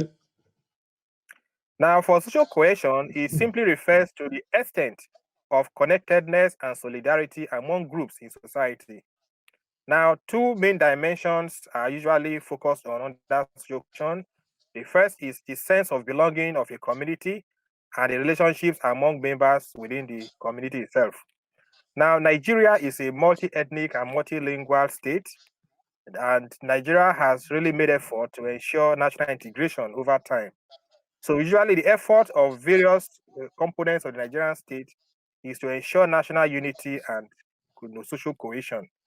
But the problem of extreme poverty and inequality has really influenced the extent to which Nigeria is able to maintain social cohesion and national unity. So the essence of this paper now is to really find out if democratic rule has really improved those indicators of lack of social cohesion in Nigeria, such as inequality and poverty. Let's move to the next slide, please. Okay. Now, 3 questions were the focus of this paper. The first is, what are the current social protection arrangements for ameliorating poverty and other forms of vulnerabilities? Then, how has Nigeria performed in the area of social protection, since the restatement of democracy in 1999? And do existing social protection arrangements foster social cohesion in Nigeria? So those are the 3 questions that the paper focused on. Now, the method used basically is primary and secondary data from various sources. Primary data were sourced through key informal interviews. I interviewed basically some of the officials engaged in implementing social protection policies in Nigeria, while secondary data were collected from books, journal articles, magazines, and reports of local and international organizations. Now, the data I collected were analyzed and presented thematically. The next slide, please. Now, what are basically the social protection arrangements we have in Nigeria? We have cash transfers, we have food transfers, we have school fees waivers or fee waivers for social services, school subsidies, and school feeding arrangement. This period of COVID-19, there have also been some palliative measures introduced to reduce the effect of lockdown on the various on citizens of Nigeria in various places, especially in rural areas. Then we also have the health insurance program. It's also a social protection arrangement to help people to cope with the cost of ensuring proper health care when people fall sick. Then we also have agricultural input transfers and fertilizer subsidies. These are also social protection arrangements to assist farmers to be able to cultivate crops and rear livestock for improved feeding arrangement in the country.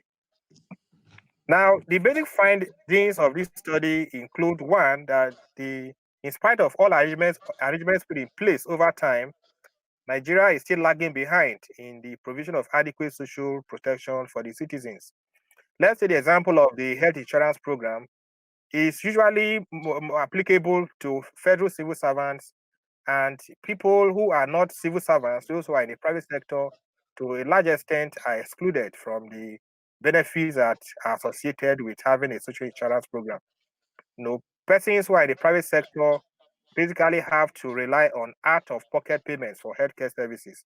And this has really created challenges in ensuring proper healthcare for most inhabitants of Nigeria. Then another finding is that the low coverage of social protection arrangements also makes it difficult for the transformative aspect of social protection to be ensured. Usually, the social protection arrangements are palliatives and do not really help to transform the basic structural causes of inequality and poverty in Nigeria. Now, the existing social protection arrangements have not also adequately fostered social cohesion. This is because social protection arrangements have not really reduced the inequality gap in Nigeria. Social injustice is still prevalent, and various forms of violent conflict as a result of poverty, social injustice, and inequality still remain, and most times attempt to disintegrate Nigeria. Now, in recent times, especially during this period of COVID-19, the lack of social cohesion has really manifested in what happened to a group of vulnerable individuals called the Almajiris. The Amajiris are usually people mainly from the northern part of Nigeria who are poor, and most times they rely on begging for alms, for assistance from private individuals on the streets. Now, because the government of most states in Nigeria feels that the presence of the Amajiris on the streets can contribute to the spread of COVID-19. Most state governments made policies to move such poor individuals, the Amajiris, back to their state of origin.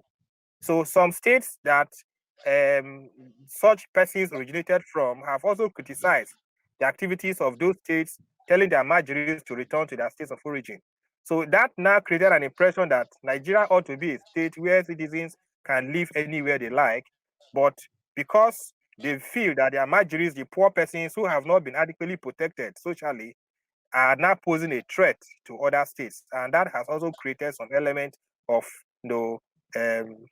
lack of social cohesion in Nigeria, especially in this 2020 due to COVID-19.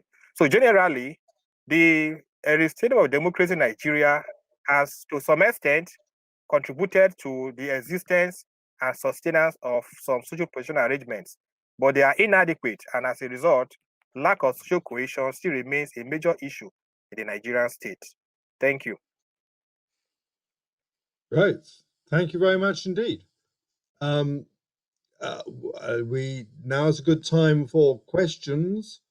I don't see any questions. Let me just ask you a quick question, Nathaniel. When you say that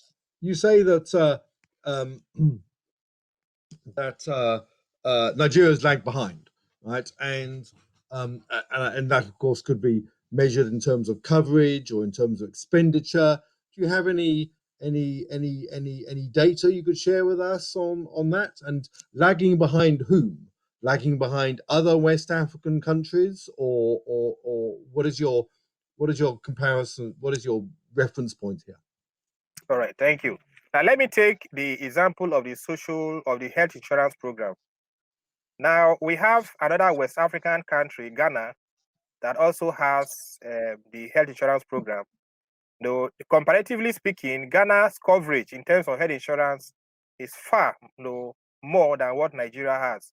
Though the health insurance program basically covers federal civil servants in Nigeria, but in Ghana, we have the rural health insurance programs that covers even poor persons in the rural areas, and even the elderly, persons who are not actually government employed persons. So that is an example of one of the disparities in terms of when I said lagging behind. Ordinarily, a health insurance program, which is a crucial aspect of social protection, ought to cover citizens who are not even employed by the government. But here we find people who go to hospitals, if they are unable to pay from their pockets, they are usually denied healthcare services. And that is usually a problem. And that also applies to some other areas. Right, but you're comparing Nigeria with Ghana. And yesterday we had a presentation on Ghana by Betty Akiampong. And of course, the LEAP program in Ghana and their health insurance are quite well-known programs. But maybe if we look at West Africa, Ghana is the exception, and Nigeria is closer to the norm. I mean, Senegal might have a claim to be an exception as well. Is Nigeria, does the social protection landscape in Nigeria look very different to the Cameroon or Niger or Chad, or even for example? Yeah, they still share similarities in terms of performance. They still need to really, intensify effort to increase the coverage. It's not just Nigeria alone. We still have many other African countries that are still in the same situation. But the point here is that with the resources available in Nigeria, for example, comparing that with other African countries, Nigeria can really do better than what it's doing now. And that is really the focus. Yes. Okay, but then you're comparing, when you're in a sense following the lead of the World Bank or the ILO or other international organizations which say that almost all African countries can afford much more expansive social protection programs than they currently have. And it's something that the ILO and the World Bank concur on.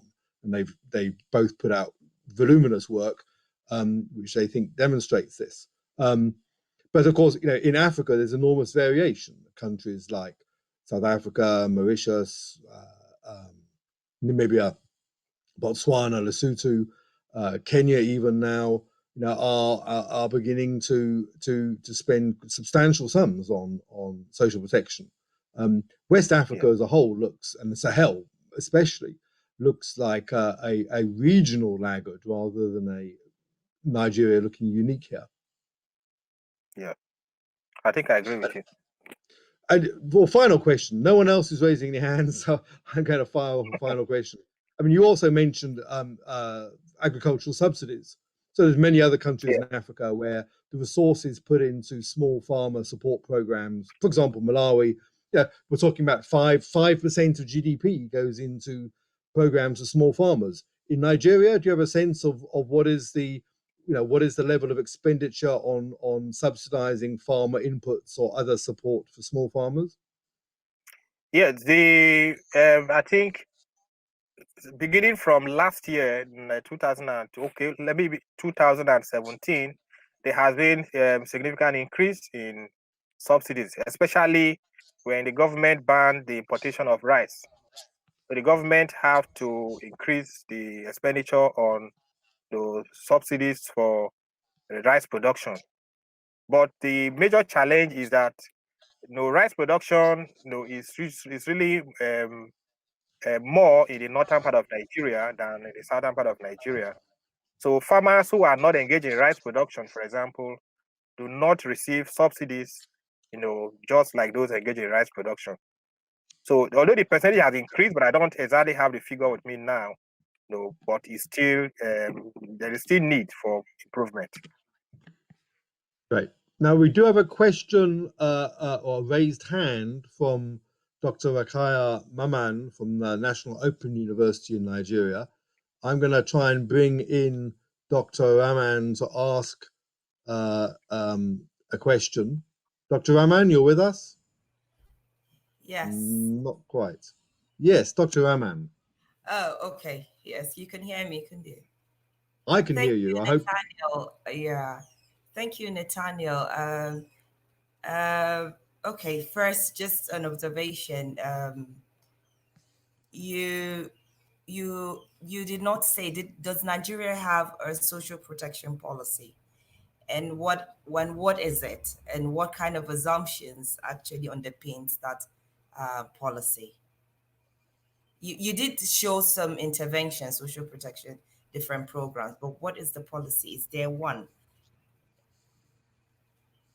Thank you. Yeah, Nigeria has social protection policy, and the social protection policy is like a framework that incorporates several related social policy agendas in Nigeria. But the challenge is that there is a difference between having a policy and also translating such policy into reality. So the policy framework gives room for several forms of assistance to be provided to Nigerians, and like I mentioned, it entails some of those interventions. But my key argument in my work is that having a social protection framework really also need to be backed up by proper implementation. Yeah, I guess my question there is, for example, I work in the area of gender, and I know we're pushing for gender policy, yeah?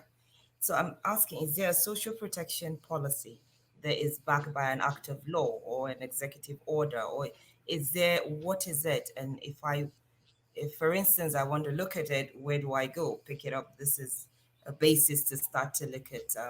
I've been giving the very interesting previous presentation around the process of policy making. So that's what I'm really asking. Is there one? Thank you. We have the social protection policy, the draft of the national social protection policy, which has been proposed since 2016 to really be a framework that can guide social protection.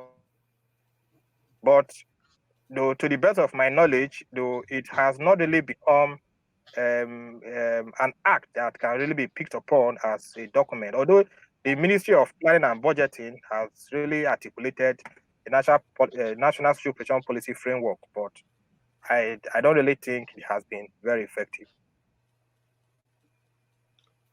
Right. Well, thank you very much indeed. I don't see any further questions or raised hands. Thank you, Nathaniel, for sharing your work with us. I'm going to turn you off now, and I think that brings us to an end to this panel. We've had 4.5 panel sessions in this panel. It's been very interesting. I've certainly learned a lot. I'd like to thank you all for participating, and I hope that we have further opportunities to engage with each other in future. Thank you very much indeed, and I'm now going to sign out.